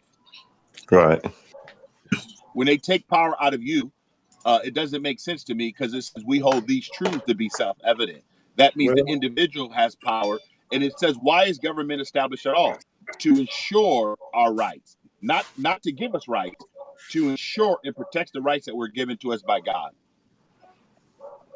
I like that. It's the only purpose for government. You can read it. It's in all of our documents, all three of them. You know what? And I want to bring that up if I can.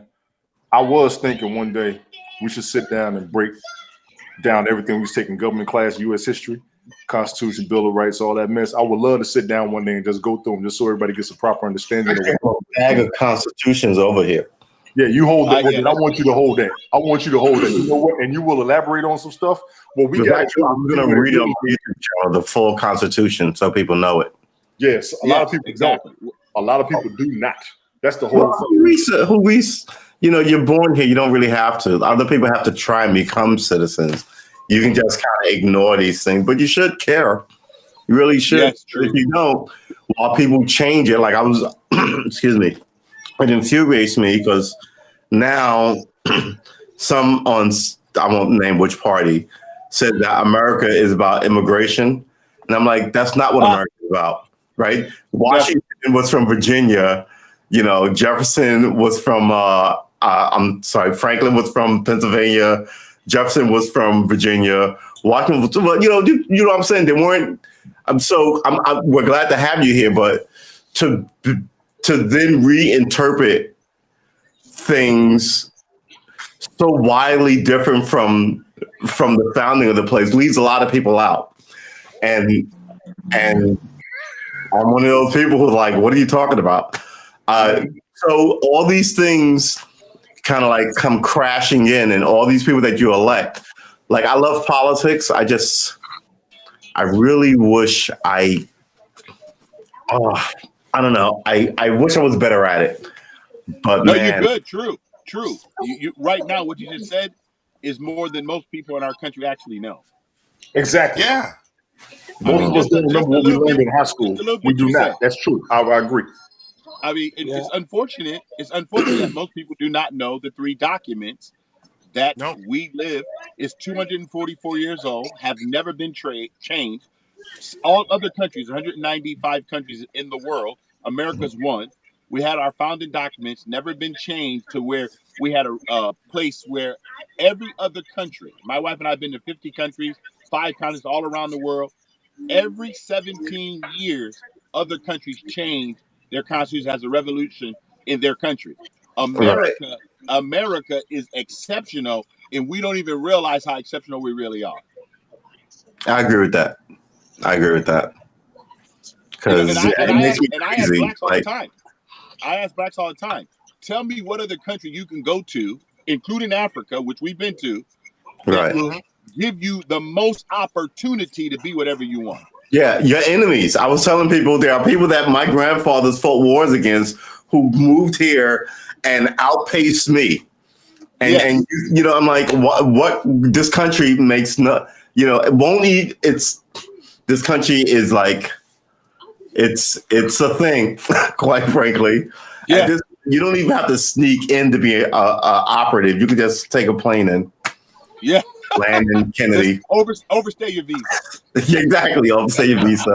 You work hard enough, you can overstay your welcome. We worry about it later. Exactly. Yeah. Well, it's good. And Tony, I do want to take you up on that.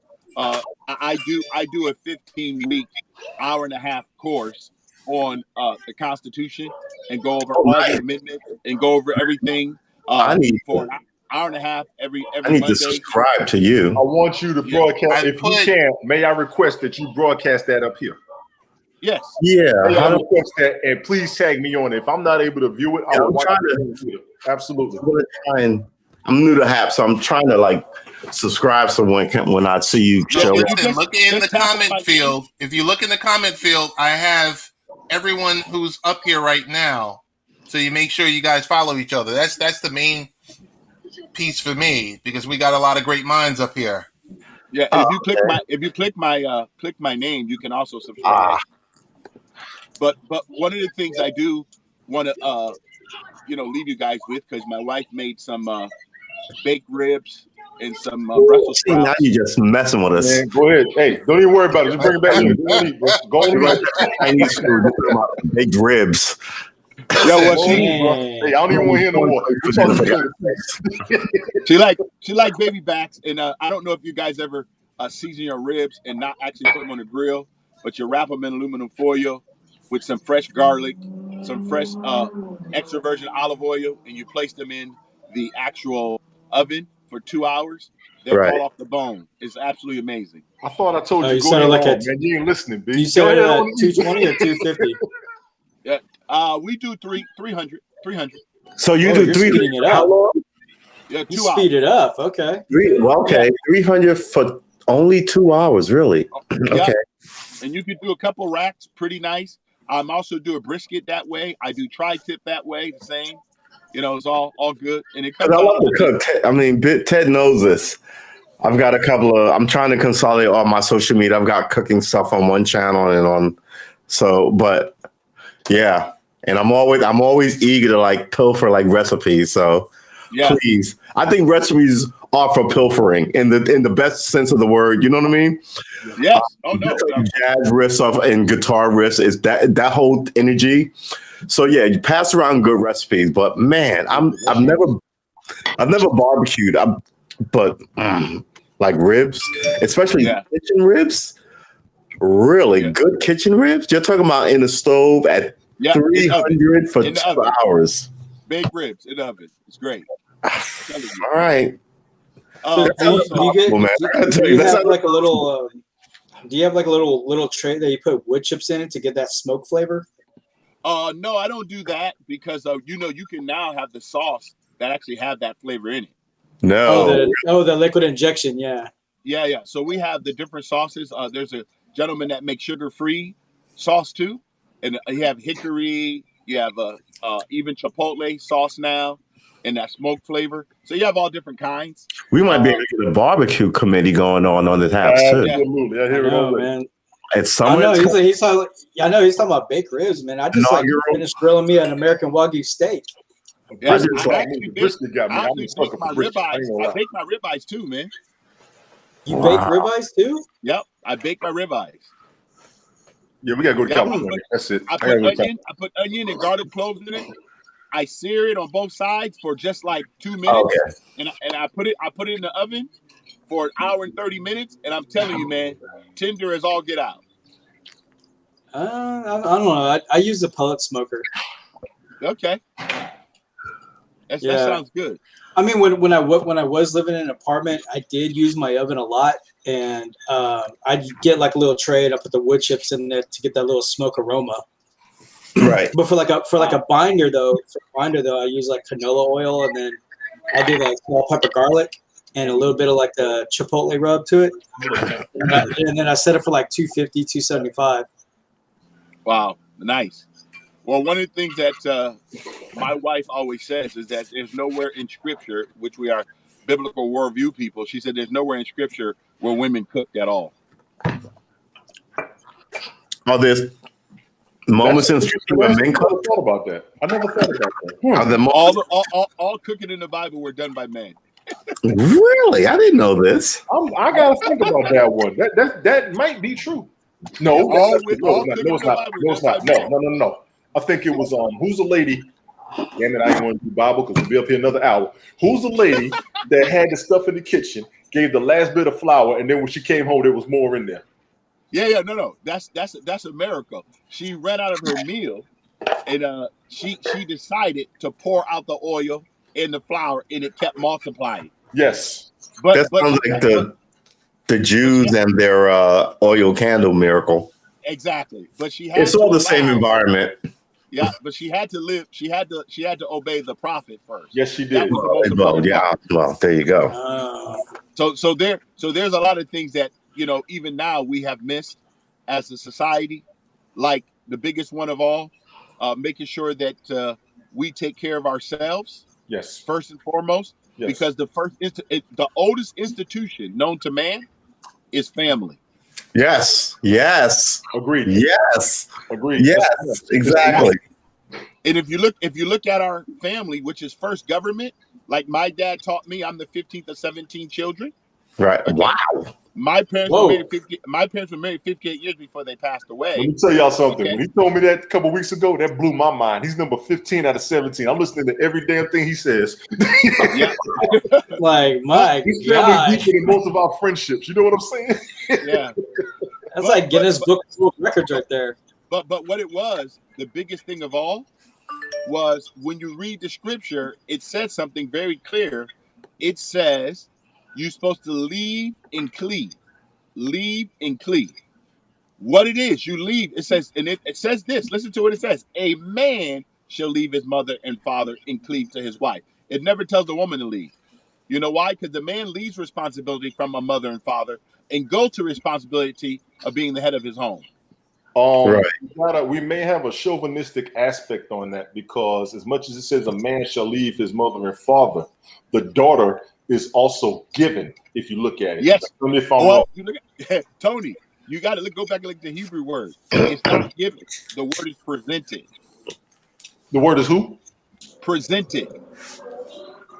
God presented the woman to Adam. Yes. She was his present. That's why even today, every weekend, when someone walks their daughter down the aisle, it's a reflection of the Heavenly Father presenting the first woman to the man. So that's how that word came around. That's why I listen to this dude right here. That's how it came around. So when God presented Eve to Adam, the first word out of his mouth was, "Whoa, man! Woman, there you go." Exactly. Because watch.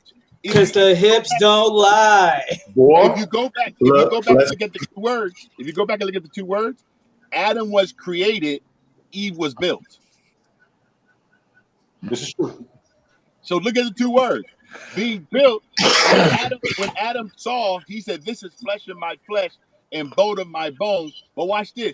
For she shall be called woman, because for the first time, he recognized someone different himself, and it was a woman with a womb. Yeah, I got to watch a few more of your broadcasts. And I say that because with what Brian said, this is where we are as far as I said. Not everybody believes, right? And those who believe, not all believe in the same way. So you're instantly going to slow the conversation and lose viewers, right? Because mind you, I'm an old bar guy.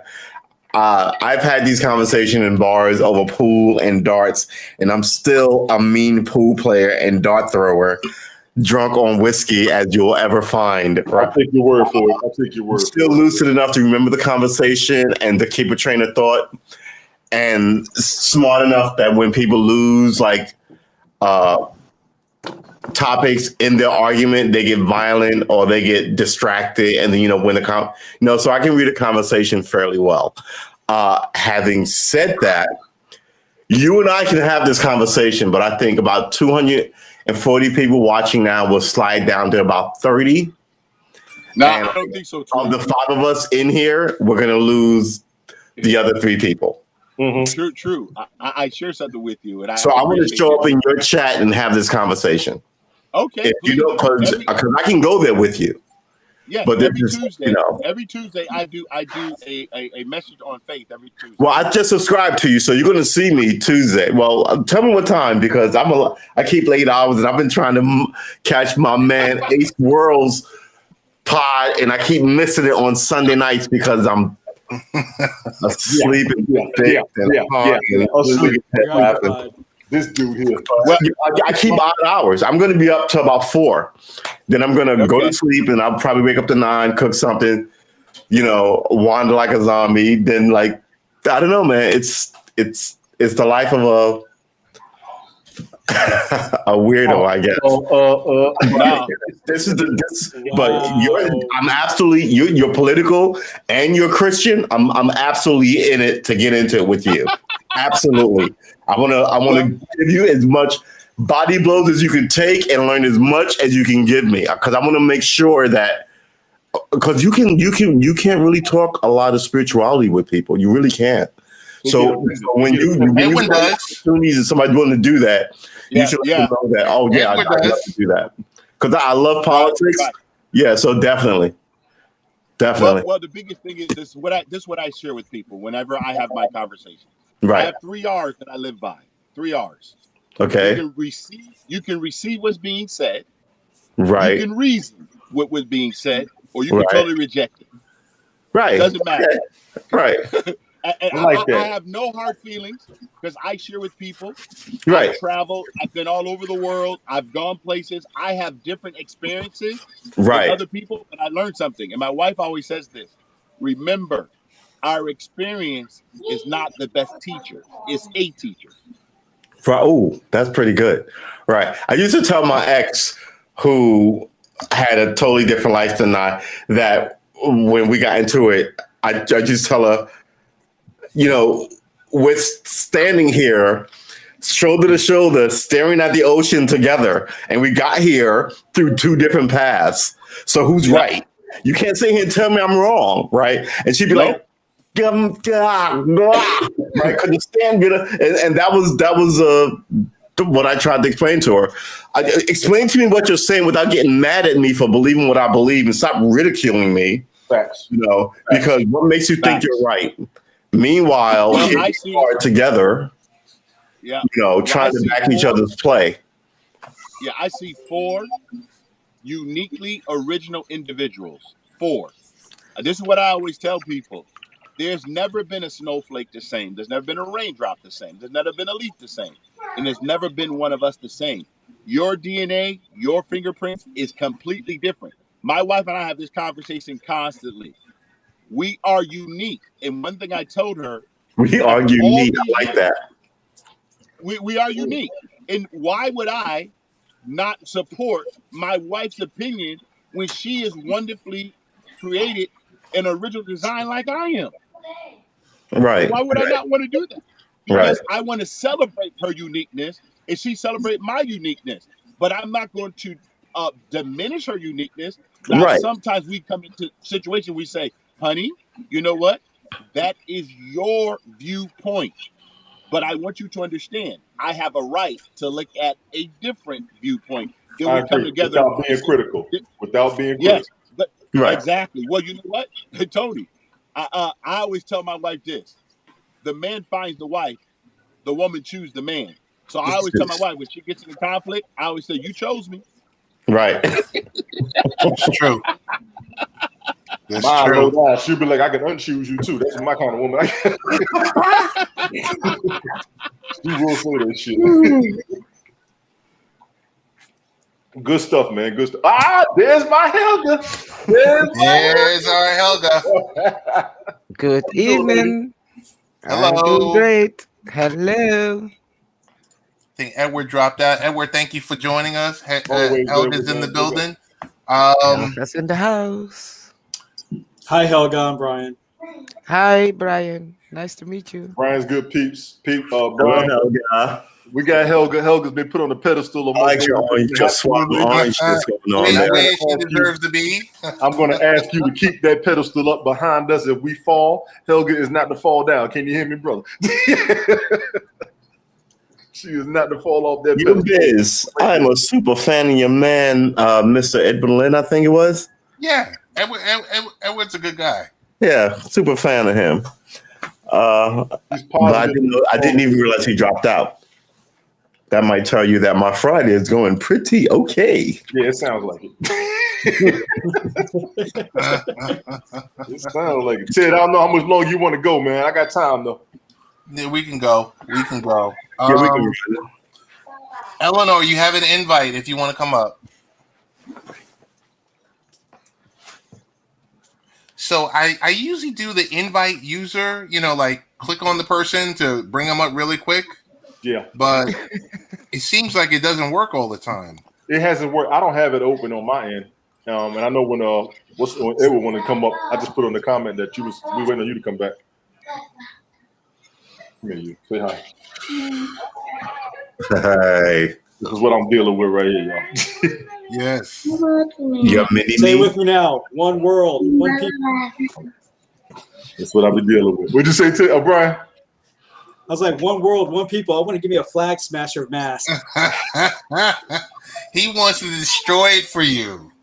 I really do too. I really want to destroy it for you too because. Do but not. We'll give you a week. Yeah, give me a week. Give me a week.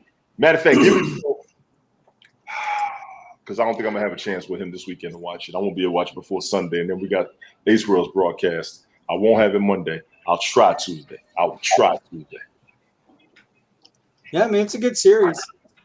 I mean, I've been enjoying, like I was telling them, I enjoyed WandaVision. I thought it was outstanding. They damn sure ended well. Yeah, I enjoyed Mandalorian. This is one hell of a season. I just finished watching Mayans. Mayans ended with a bang. You know what I'm saying? Snowfall ended with a bang. So I got to get caught up on everybody. So I haven't watched one single episode of Snowfall. Snowfall is about the origin. Neither have I. And it was It's good. about the rise of drugs, right? Yes. And if you really want to look at Snowfall right now, that's what I was telling Ted the other night. Look at Snowfall as if it happened right behind the movie Panther. Oh, I just finished watching Cobra Kai and The Expanse. I haven't watched that yet. Everybody was telling me about Kai and The Expanse. What is Cobra Kai and The Expanse? Yes. Cobra Kai. Cobra Kai? From Karate Kid. Remember Karate Kid? Yeah, I haven't watched any of that. Karate. No, you remember the movies.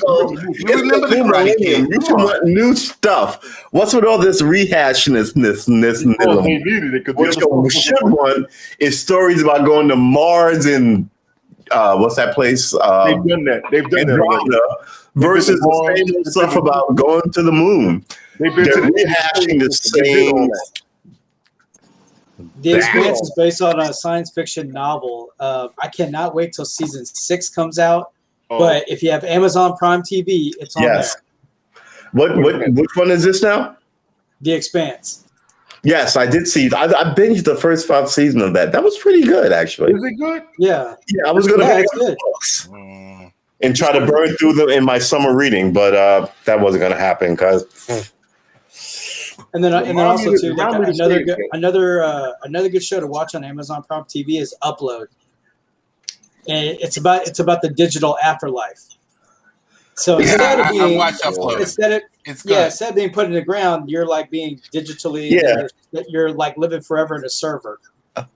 This is where it's at. I'm trying to organize a group of people eventually on Haps who gather together and write their own shit. How about that?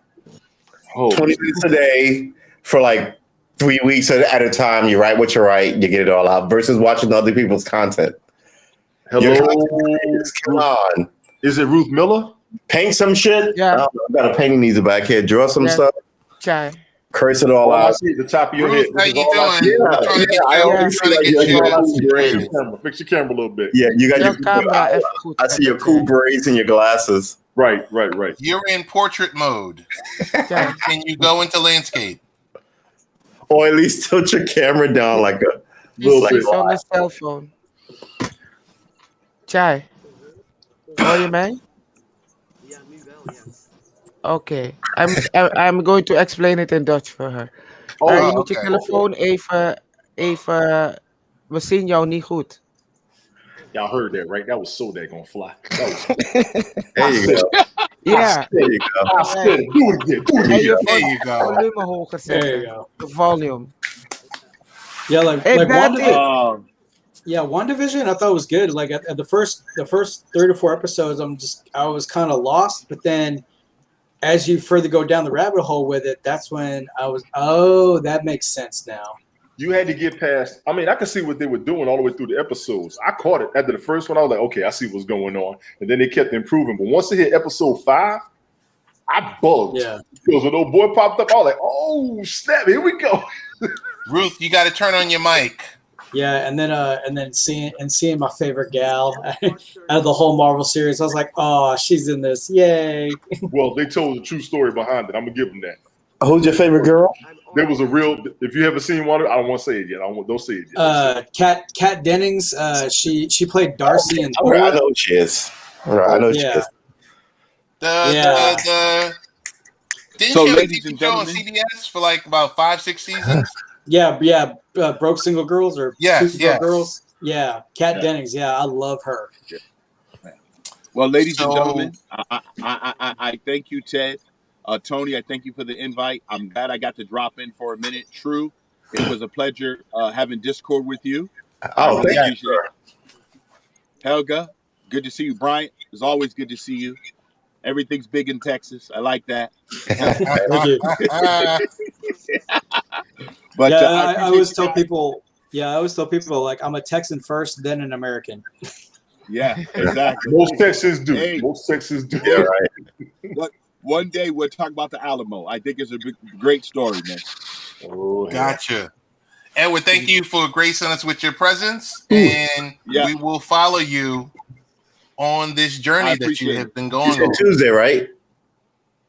Yeah, well, Tuesday. Well, I actually do a program on Mondays. I do Conservative Voices Online. Tuesday I do Faith 101. Wednesday I do Family. Thursday I do Fellowship. You know, making sure you're Okay. in the right group. Right. Birds of a Okay. feather I flock think I went together. there on Tuesday.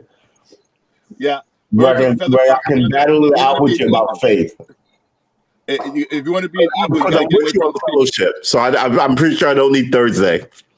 I think it's Edward, he You wants know, to debate you, is what he's saying to Oh, you. no. In I'm code. gonna ask you. Ted, I You know, you understand. ever been to places where you ask hard questions and people go, "Because it is. That's why," and you go, you know that.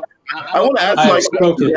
somebody try I don't and do help that. me get through this barrier that I may have here or there, or better explain what I've always been feeling.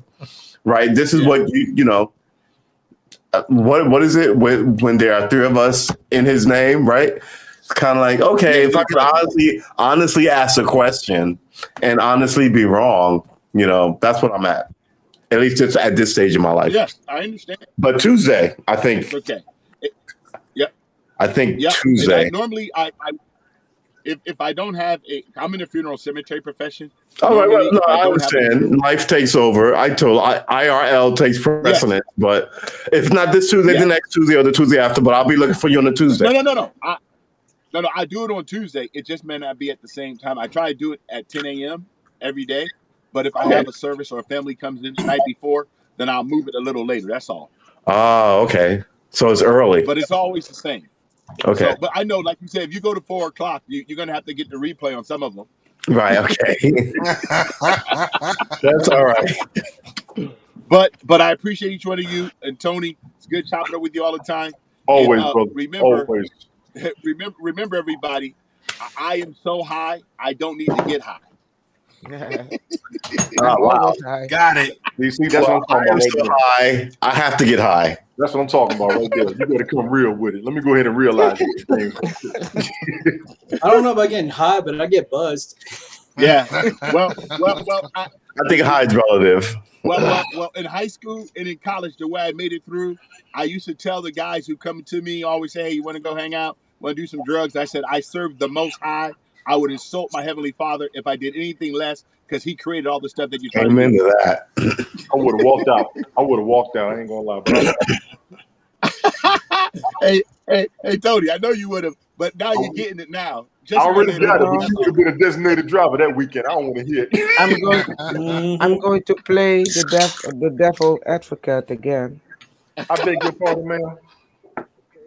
God Appreciate doesn't you guys. love us less. Wait, hold on. Don't play music. No. You gotta let Helga speak. She comes with it. Go ahead, lady. Go ahead. If you play music, then I have to turn off all this broadcast that we were talking about. She's not playing no music. Hear the words. I Go thought we were ahead. going to play something. God doesn't love us less if we do sin. Okay. That's true. Oh, I thought you God were is going not to- God is not like us humans True. who have condition. Yeah. Agreed. So let us enjoy our lives. Don't hurt each other. Right.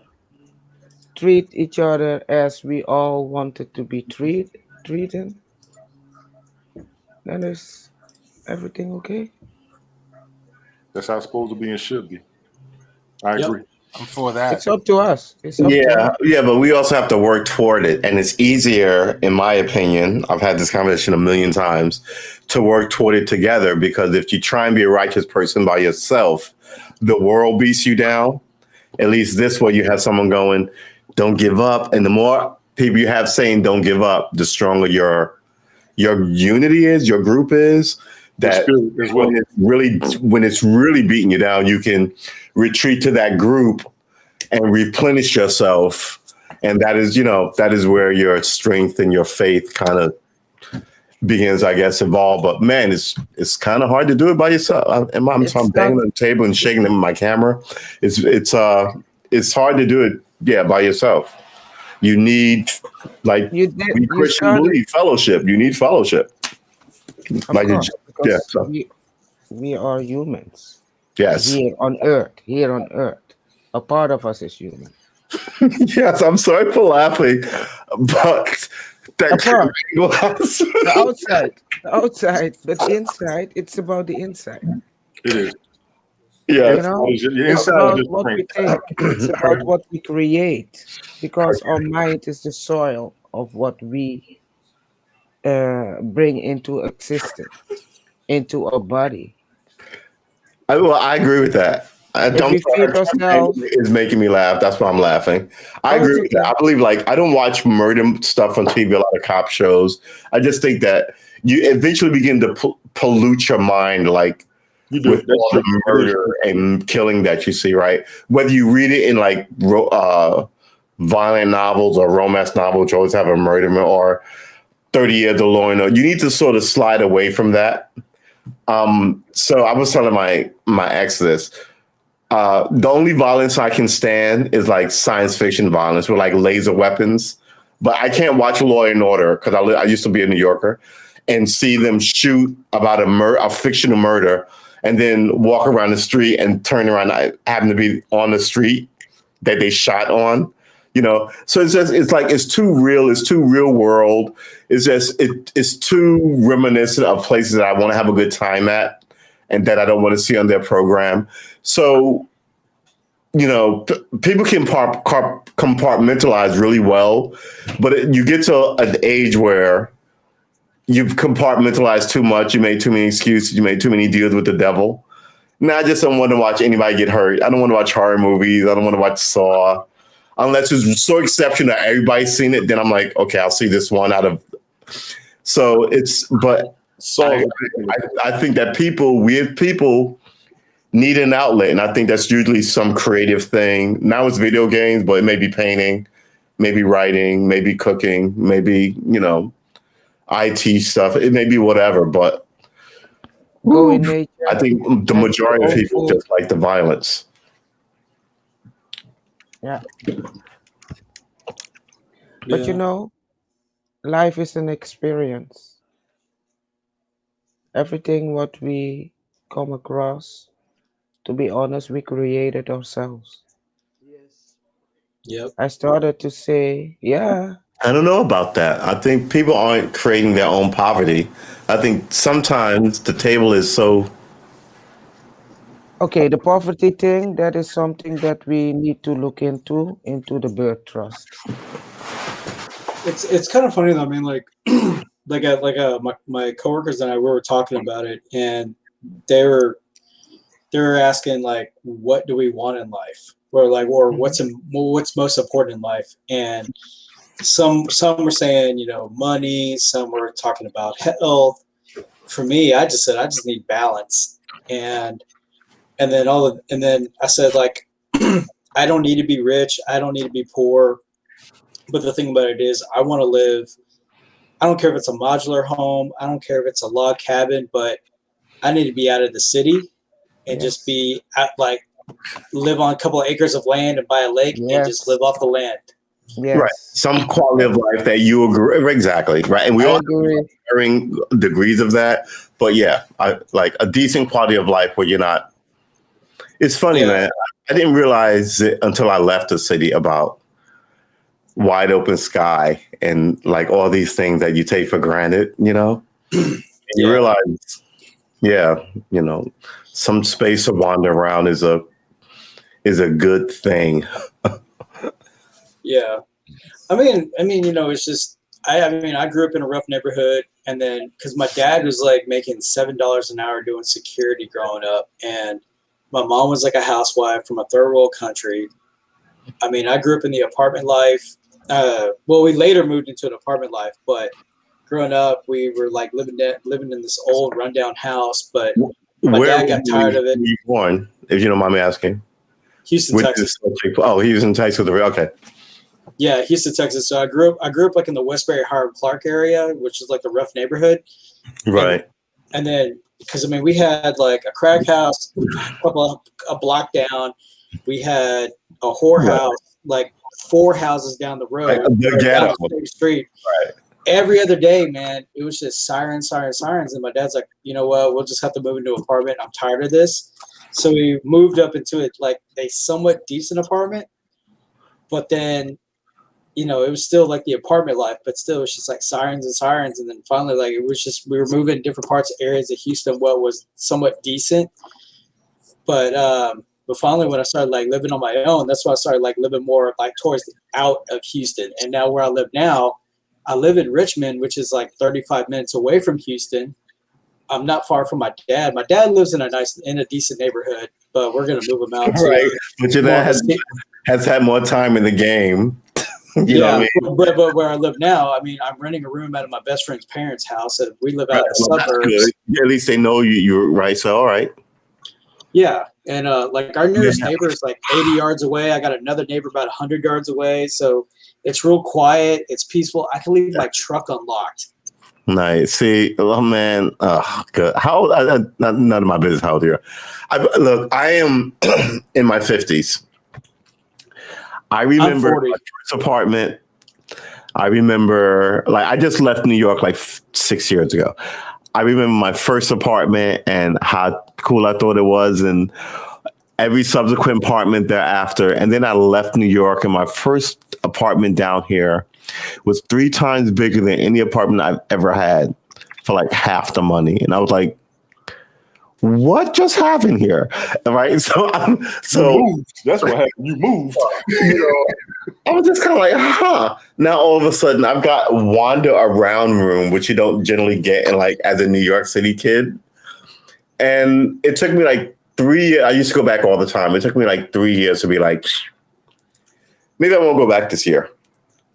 You know, but yeah, it's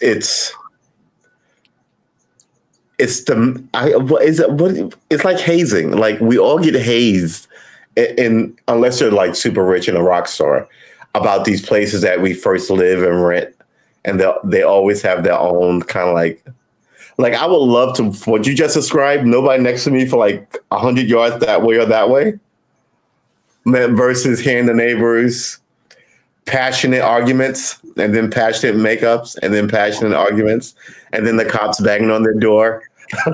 You know, just kind of like, oh my goodness. You're feeling this way because you got out of the tri-state area. That's all.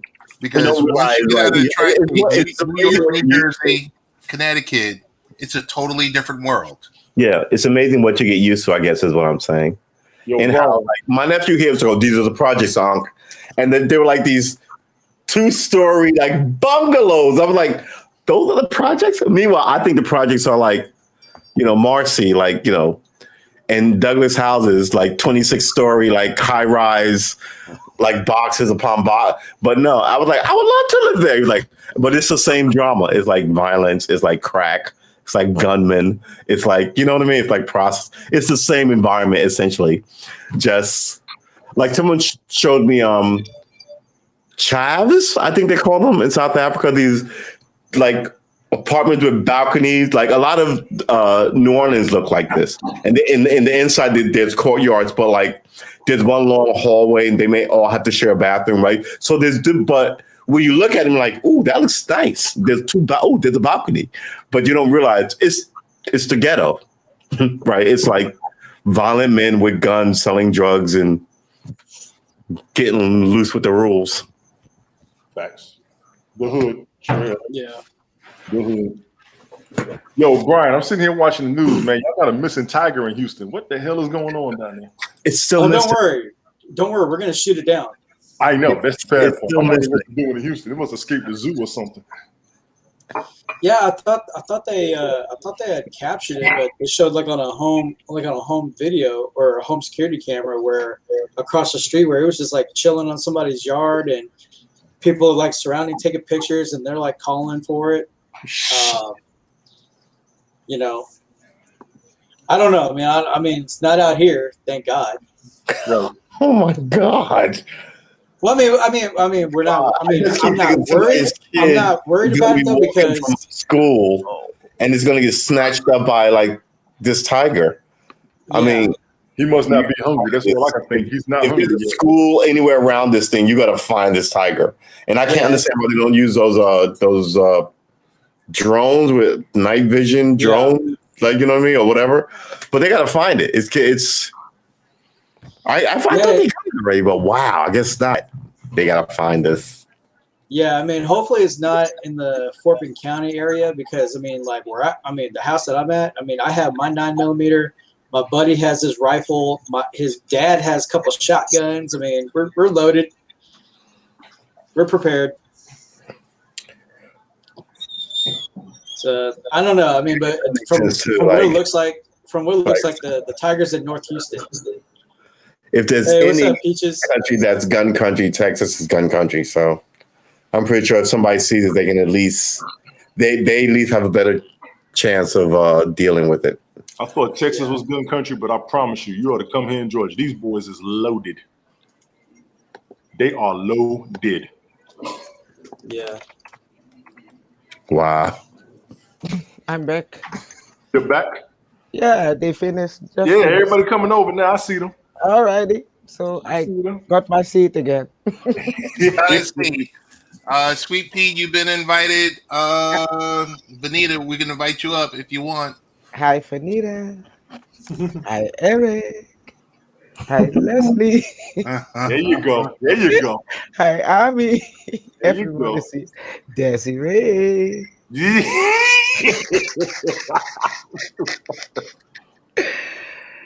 whole gang. Desiree's in the building. The whole gang is here. Oh my goodness.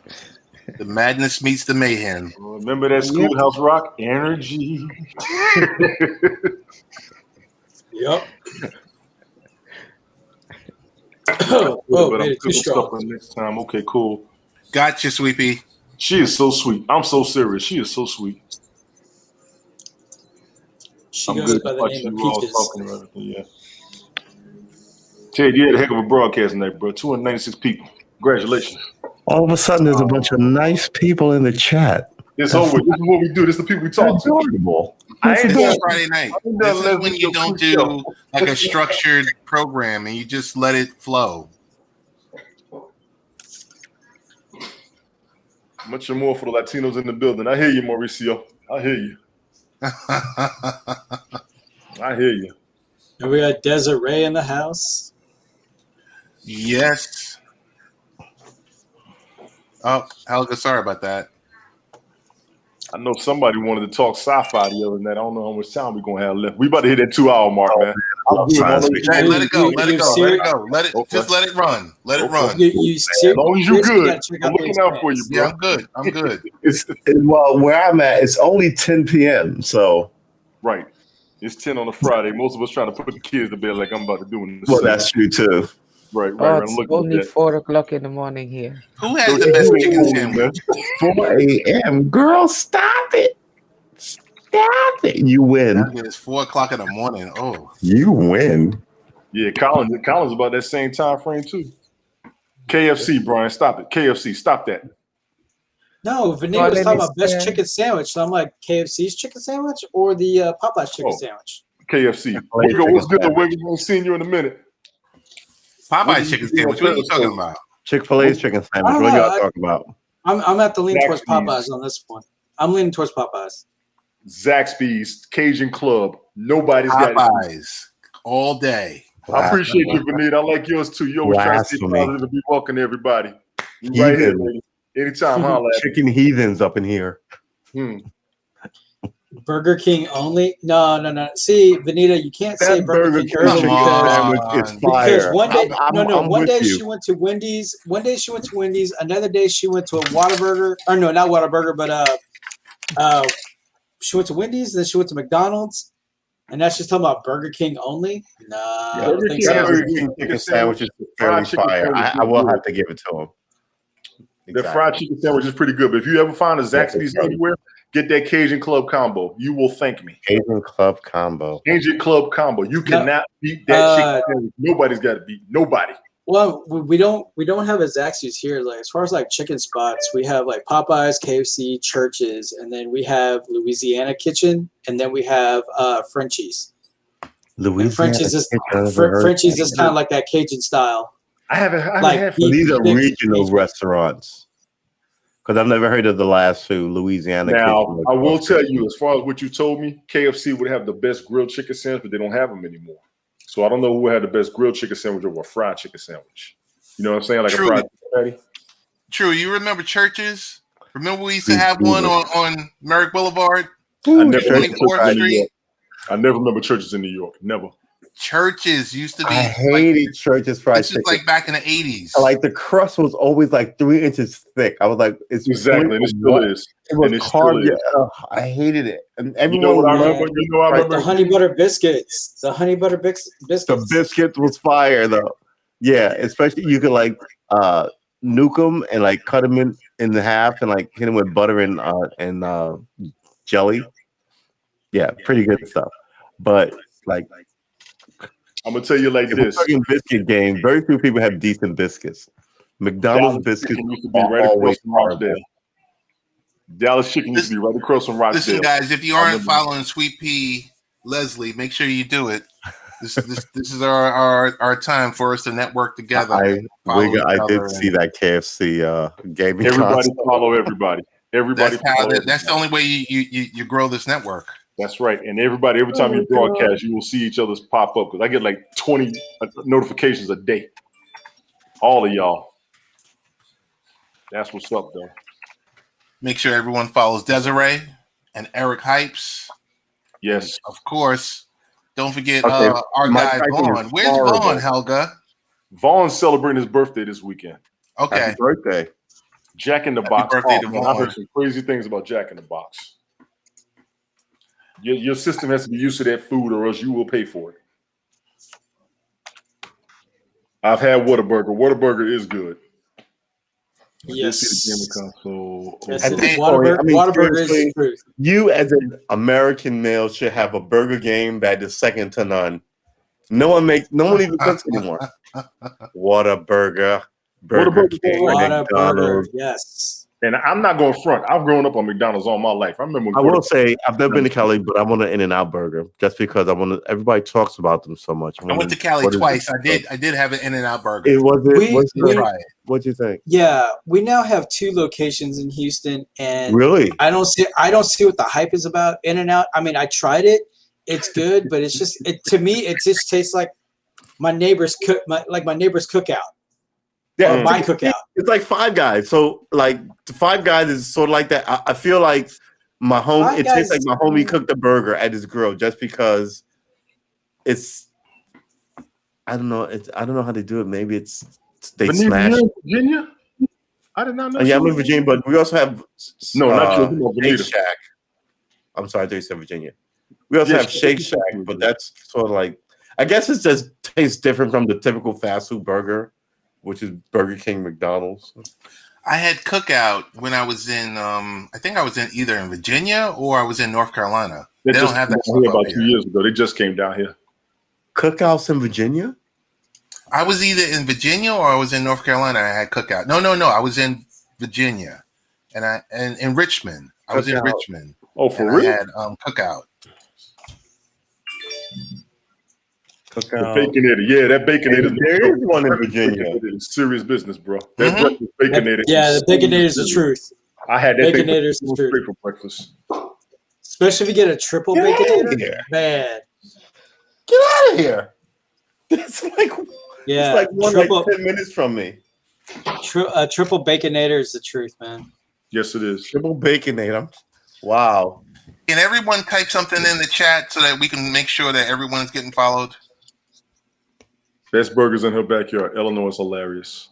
On the grill. You make it yourself. Yeah, exactly. Now I know one burger joint we haven't talked about. I'm surprised because I know where you at, Brian. Don't y'all have a fat burger down there? Well, I heard about those. No. I heard about Fat Burger. I had Fat Burger in Vegas. It wasn't bad. It wasn't bad at all. I did try the Fat Burger in Vegas. Yes. I had Yes. it in Vegas. But you know, there is one spot in Vegas I do want to try out. I saw it and on Fremont Street, but I want to go to the Heart Attack Grill. Oh, right. When the waitresses I are haven't good been as there. nurses. Yeah, so That's they put a hospital gown on you and they weigh you before and after. And from what I understand, like the burger is like ridiculously massive. cooked in butter, and you can get triple, quadruple. Yeah, and I think the regular one is 3 patties. The triple is like 9 patties. Yeah, it gets I fall super asleep ridiculous. over that burger. Shit. Oh, they call it the I'm Heart up for the Attack Grill challenge. for a reason. Apparently, 4 people have died eating these burgers on site. That's not funny. Oh shit. Heart Attack Grill. You have to sign a waiver. I was like, get Yeah. out of here. I got to go to this Oh my place. god, that's not funny. Yeah, Heart Attack Yeah. Grill. Yeah, it's the same thing like up in Amarillo, Texas. It's a steakhouse that's called like the Big Texan, and they have a challenge to where it's like you got to have 2 Like sides. Uncle Buck. You have 2 sides, but it's a 72-ounce steak. It is like Whoa. Uncle Buck. Wow. Yeah. Wow. Wow. Have you all ever Vanita, had what steak? drinks? What drinks, Vanita? He's not alone. He's not alone. I'm standing right here with him. I got you, bro. First of all, He's not alone. Tony, no, Tony. No one is drinking, Tony. No one is drinking. Who is it? Nobody's drinking. No, you're missing it. No one is drinking. Oh, okay. That is the point, that no one is drinking at all. I haven't. No, had this is conversation. Exactly. See how everyone showed that they are not drinking. See, that's This is what. This is an Arnold Palmer. This is an Arnold Palmer. It's lemonade with iced tea. Are you? I love the mason jar, old school mason jar. I see love that it. over there. That ain't water. I ain't falling for it.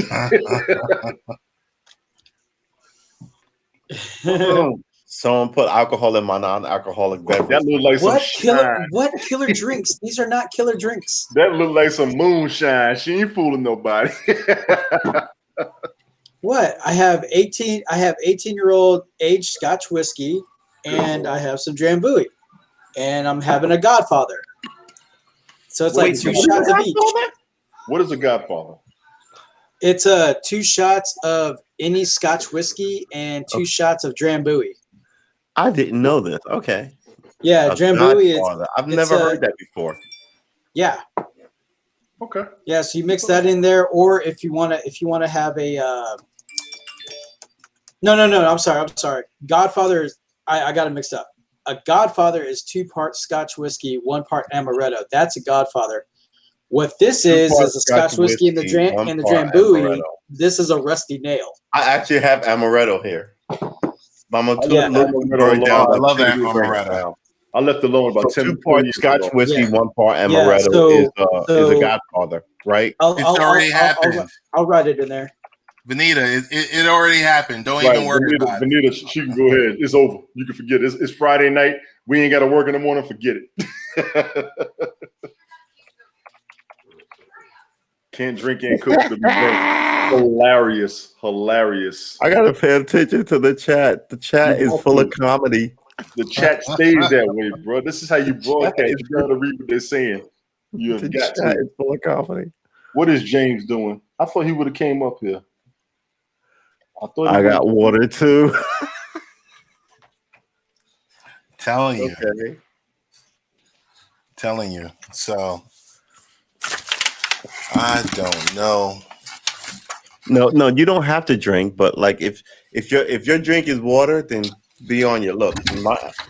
I got a 40-ounce water here. I'm not mad at you. Get your health right. Can you hear that?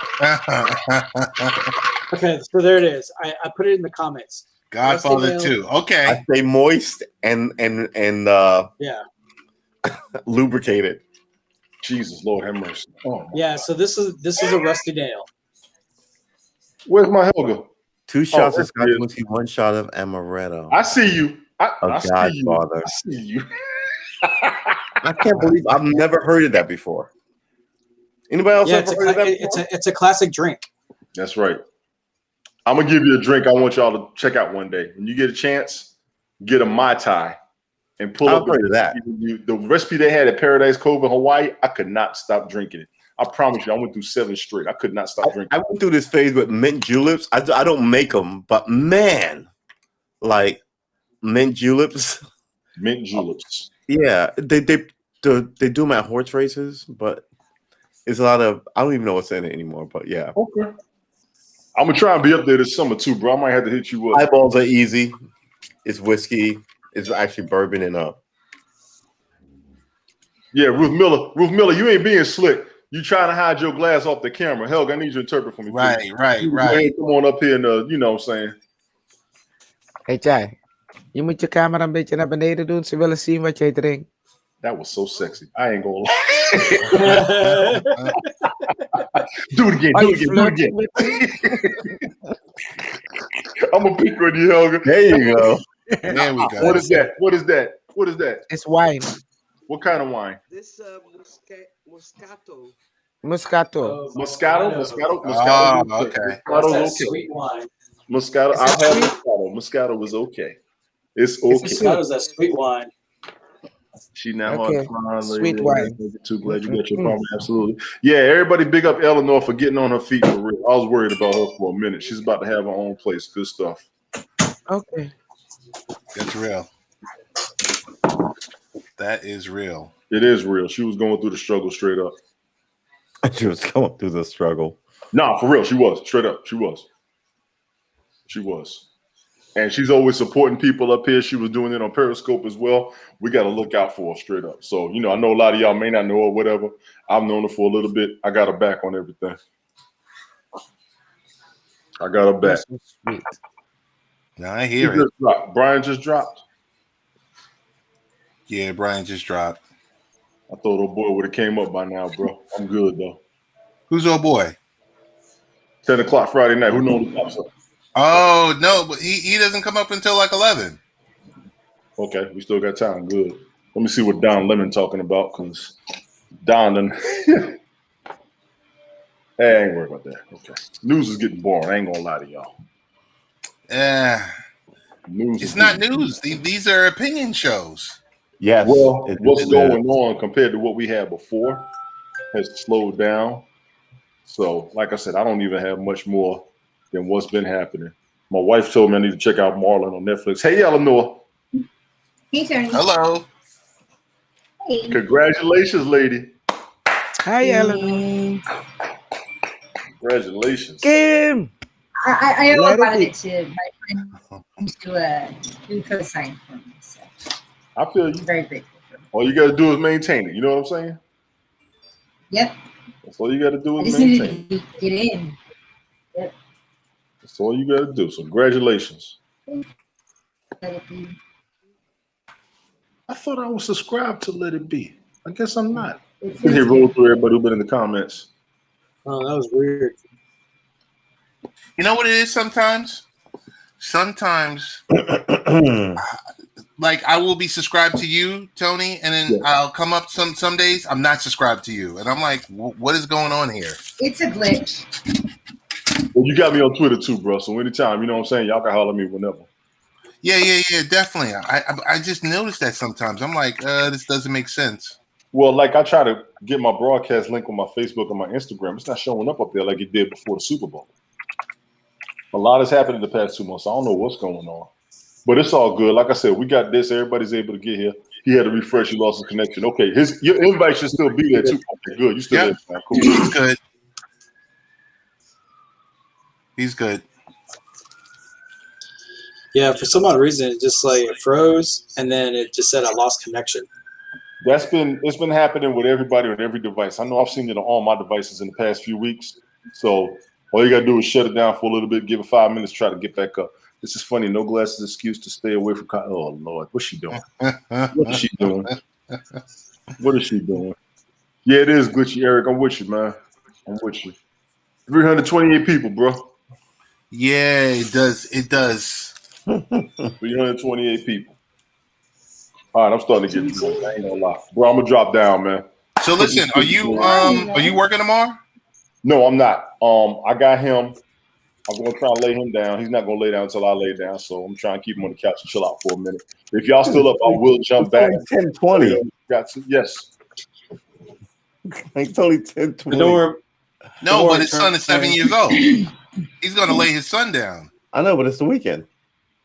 I remember being 7. I gotta hear from his mother when he don't do my parents at least 11:30.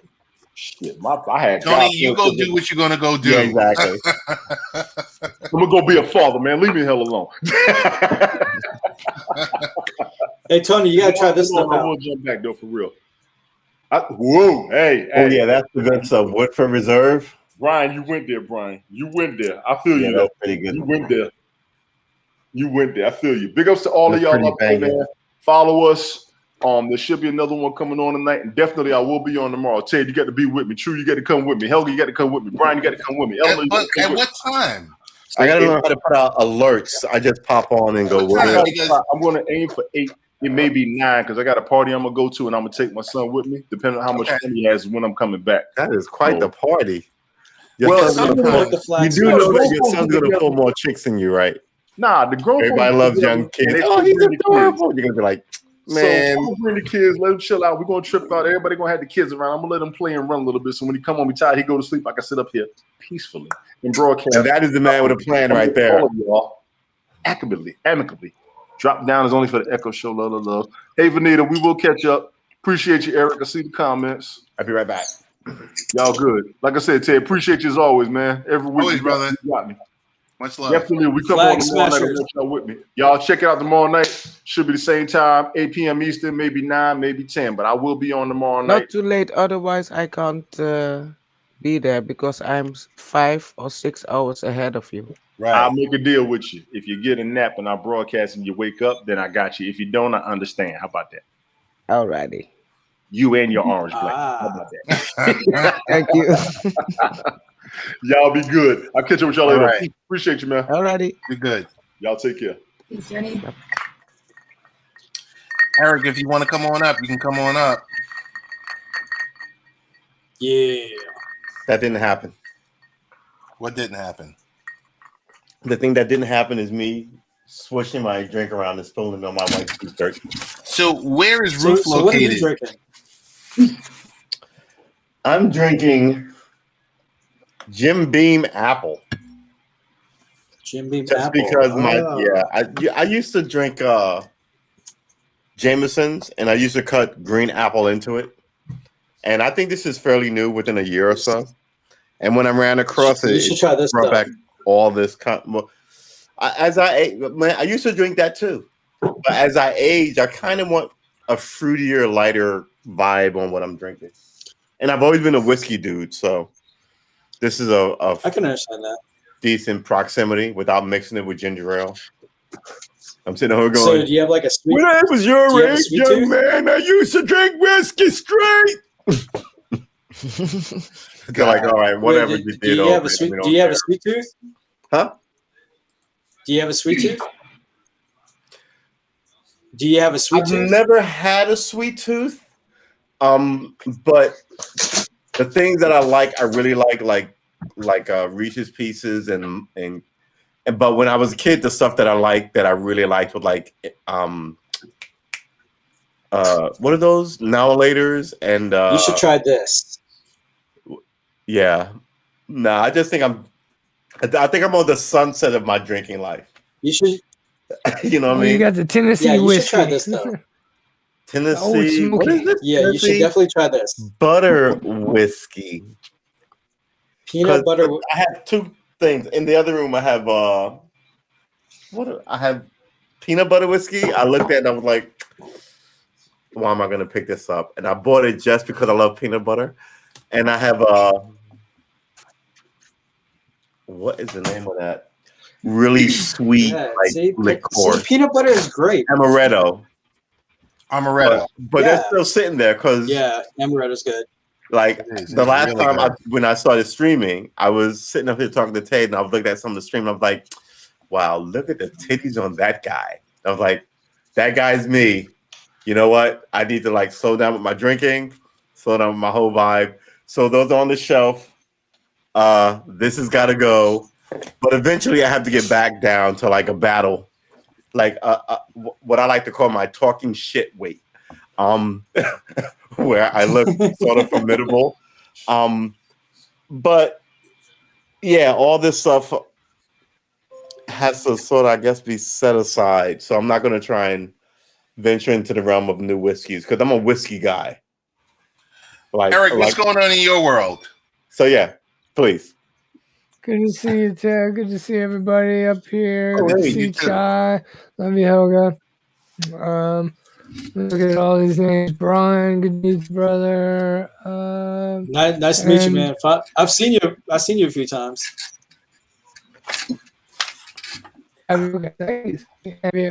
True. What's up, man? We lost you for a second, Eric, but you're back. Brother. Yeah. Okay. Hey, everybody. If I missed somebody, Eleanor, good to meet you. Seen you a couple times on the broadcast. Okay, I'm here. Am I coming in? We lost you for a minute, Eric, but it seems like you're back. I think the all right. I think I got the vibes up so high at the dance party that Haps can't handle it. Don't tell Haps that. They'll be like, "There's no issue. There's no issue at all. These aren't the droids you're looking for." No. Yeah, I have spoken. Appreciative for the platform. Very, very appreciative. These aren't the droids you're looking for. I love a good Star Trek reference. Yeah, I love that line. Star Wars. Get it? Star Trek Wars, reference. man. Come on, get it No, straight. Star Wars. Star Wars. Oh my goodness. This is the way. Yes. This is the way. Yes. This is the way. I cannot wait for Boba Fett. The book of Boba Fett. You're gonna make me get Disney. Yeah, you really that's are. dope. Is that and Obi-Wan Kenobi? Is this an elaborate 2.5 hour commercial to get me to sign on to Disney Plus? I want those Marvels and those Star Trek I'm telling you, movies. man. Look, Ted and I will not lie to you. It is really, really good. You should really do it. Yes.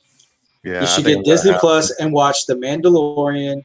Yes. I mean, I'm about to watch The Bad Batch later on. But you can watch Falcon and the Winter Soldier. It's really good. WandaVision is good. All right. I mean, like The Mandalorian, you'll definitely like The Mandalorian because it's a totally different. I know it. It's a complete original story. Peer pressure is a thing. I just want to say that it is a thing. This is the way. I'm sorry. What are we and eating? that line at the end of Are we eating mango? Good Lord. Oh Lord. Do you have enough of the class, young lady? This is the way. This is the way. Hey, Desiree, you've been invited up. I'm going to drop down when she comes up. In fact, I'll do you one better. What was your question, True Armor? I'm sorry? What was your question? What was my question? I don't think I had a question. Who asked me what I was eating? Oh, I'm sorry. Yes, it was my question. I was like, are you eating a mango? But I answered my query. Yes. Oh, Mandalorian chain. Yes. Nice. I appreciate that. Nice. Just don't pay $30 for a movie on Disney Plus. That's the whole wax. Mulan and hey, yeah, so she's talking about like Brian, Mulan because for a while, like a limited time. Yeah, Brian, what's your take on Disney holding Black Widow for hostage for a year and then finally releasing it on their Disney Premiere subscription? Yes, no, maybe, upset. What's your take on that?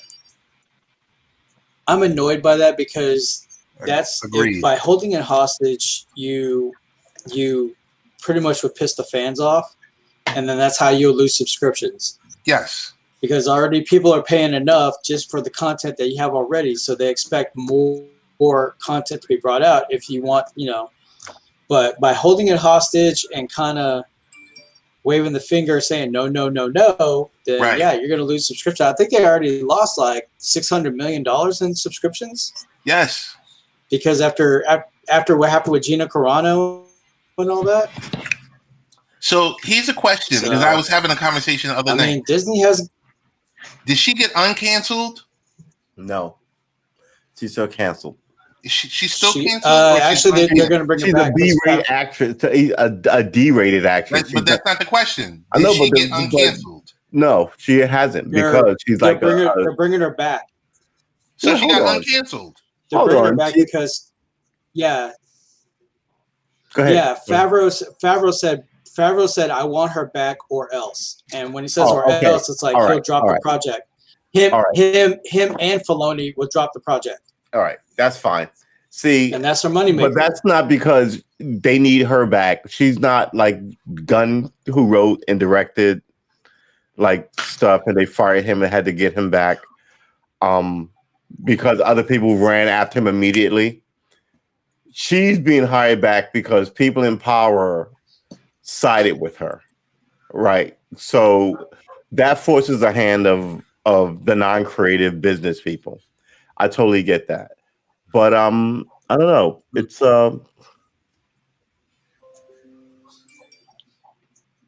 But yeah, I mean, it was kind of like foolish. John Gunn coming, not John with. Gunn. James Gunn coming back was different. Like I say, he wrote and directed a lot. Yeah. And it was his real vision that was worth $1 billion. Yeah, because like the next project that Favreau and Filoni had for Gina Carano was going to be something where it was like a live action version, something kind of like The Bad Batch. Yes. But since they did what they did, you know, that's when they're like Filoni and Favreau were kind of going like, no, this ain't cool because you put us in charge of the Star Wars franchise. We want our people to be in it. And if you're going to cancel her, then, you know, we're out. Right. So that kind of forces them a hand saying like, well, okay. Well, you know, they kind of gave in because with Favreau and Filoni working together was a huge turnaround for the franchise, for the Star Wars franchise, because Kathleen Kennedy ruined it. In total disarray. Yeah. After the trilogy. Yeah. I mean, I really thought J.J. Abrams. The script written already had it now, so it was going to be more work for them. Yeah. But I mean, we'll just have to play it by ear. But I mean, but now like they want because a lot of the cast members they wanted Gina Carano back as well because she's an important character. Right. She's like a kind of a glue character that can show up on multiple shows. She's already been established. Mm-hmm. So and on top of that, she has a fan base, and the fan base follows her. So it's like if she jumps on Disney Plus, the fans are gonna get the Disney Plus subscriptions. But if you kick her off, they will go too. But Disney deals in PG fare, and if she trades in unsavory behavior, she can go make movies. If she has a following, she can go make movies at a studio that makes R-rated and PG-13, and you know what I mean? I mean, you know what you're getting into when you work for Disney. And yeah, but to side with money. Hold on, to side with. It sounds like you're siding with money over morality. However, American companies and morality. Who you kidding? But I'm saying that their whole bread and butter is like this family fare, and some of that family fare rubs up against like morality. You know what I mean? So how do you explain bringing her back, and not say it's money over the mean stuff? It's because Favreau and Filoni wanted her back.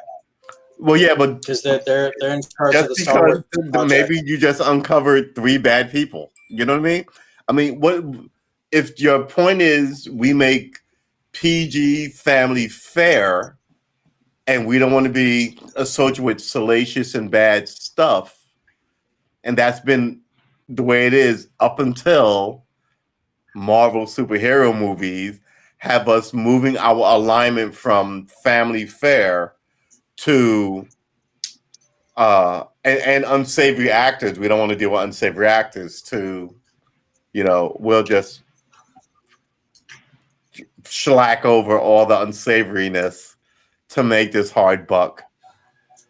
Yeah. I mean, what do you say? I mean, it's a giant departure from all the stuff that they built themselves on.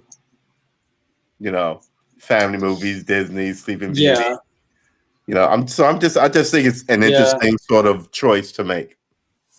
Hey, Brian, you might follow this closer than I do. Aren't they making isn't there going to be a section for like 18 and older within Disney Plus? That's what TriStar was supposed to be. I think Disney-owned studio. I think so. I think so because they want to expand to every type of to the audience that they can. They want to get that age, that demographic, and I was pretty shocked that you had like on Falcon Winter Soldier there was some profanity, and they're playing the Marvel movies like the Avengers, how you got a little bit of profanity in there, right? But I think they might go that route. They might expand that far to reach that demographic because let's just play spades from the age of 20 to my age bracket. I mean, I'm 40, so within that bracket, they want to expand to get that demographic. So that way they keep generating more money. But that's also how you incorporate Deadpool and all the other soon to be rated R, like Blade, which is going to be like heavy violence. And then and then I think they're going to bring like the Punisher on. Punisher back. The Punisher. Come on, you got to. Dude, I love the Punisher and I love Daredevil. Hey, what was your thought? Like, why did they fail with the Defenders? Because we were really amped up for the Defenders to come, and those 8 episodes were kind of lackluster. I think it's because not the familiarity. Because I wasn't familiar with Iron Fist. Okay. I somewhat have little knowledge of Luke Cage. Because I remember getting a couple of trading cards of Luke Cage and a couple of comic books with Luke Cage in it. So at least I'm familiar with him. Jessica Jones, I have no idea who she is. No idea. But Iron Fist, it was just like mentioned, but not. I didn't do a deep dive into Iron Fist. But I think that's the only reason why it did not do as well as it did, because the familiarity with it. I would disagree with that. I grew up with both those characters. I knew them well. I think I'm only about 10 to 12 years older than you. So somewhere in this bubble of, and I think you will prove my point, but there was a bubble burst of cartoons. I want to say it was the mid 90s. How old were you in the mid 90s? And I was in mid 90s. I was in my teens. See, so maybe you didn't, but I grew up like collecting comics. I still have them. I need to really get rid of those damn things. But there was the classic like comic world, and there was like this 80s comic world with Steve McFarlane and all these. And then there was this kind of like I guess a dead zone in it, and then a bust. So all these things happened, but you knew who the characters were. You always knew who the characters were. And now people don't know Luke Cage. And Luke Cage was around, I guess, one of the first Black Panther sort of Black Power-esque Marvel characters of like the late 60s. He's an original. No, he's not really original. He's the second wave of Marvel. He's the late 60s. He's based on the Black Power movement versus the classic Marvel, which was Captain America and Bucky and those guys during like fighting the Nazis, right?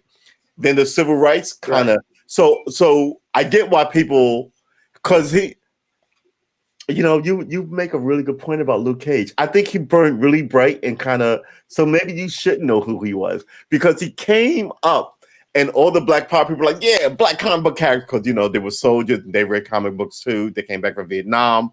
So I guess I was one of their kids. I knew who he was.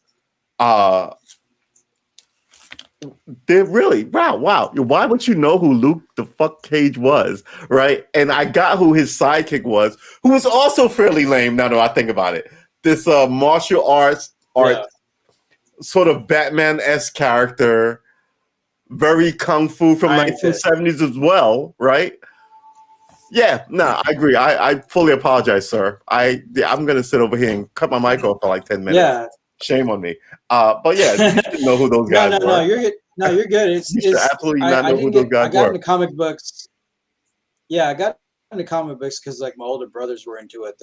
Like my oldest brother Sam was in the DC. My brother Eric was in the Marvel, and then How much older are they than you? I'm just curious.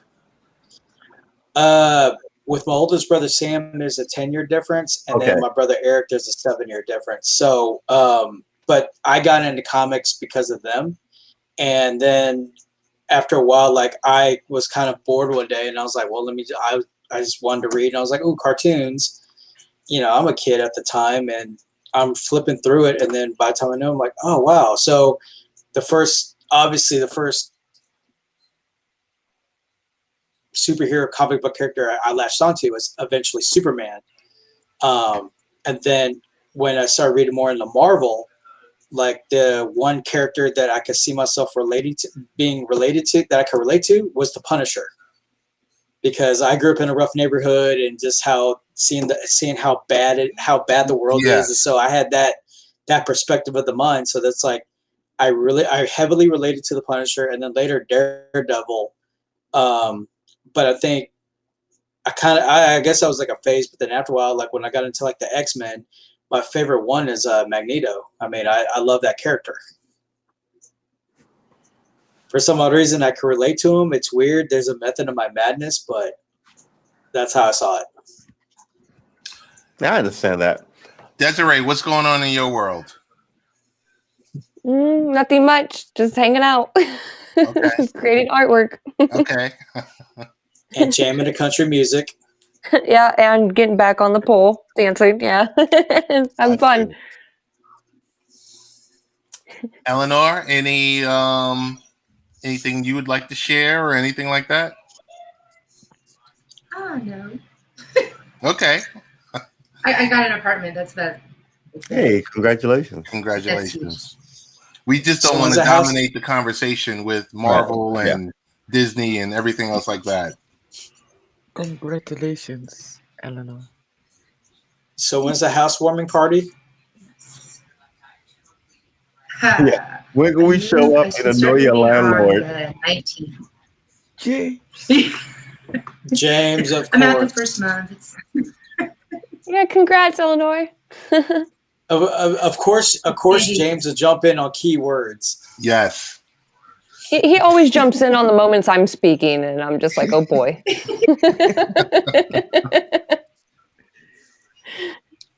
Yeah. If it doesn't say pull or jump or I forgot what other word, but he's always jumping in on keywords. It's like, oh, there's James.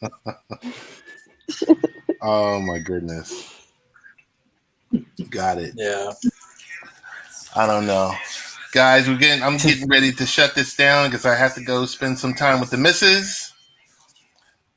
But I'm thankful for all of us to be able to get together tonight. And maybe later, I might jump into one of your broadcasts. So I want to thank you once again. Thank you for inviting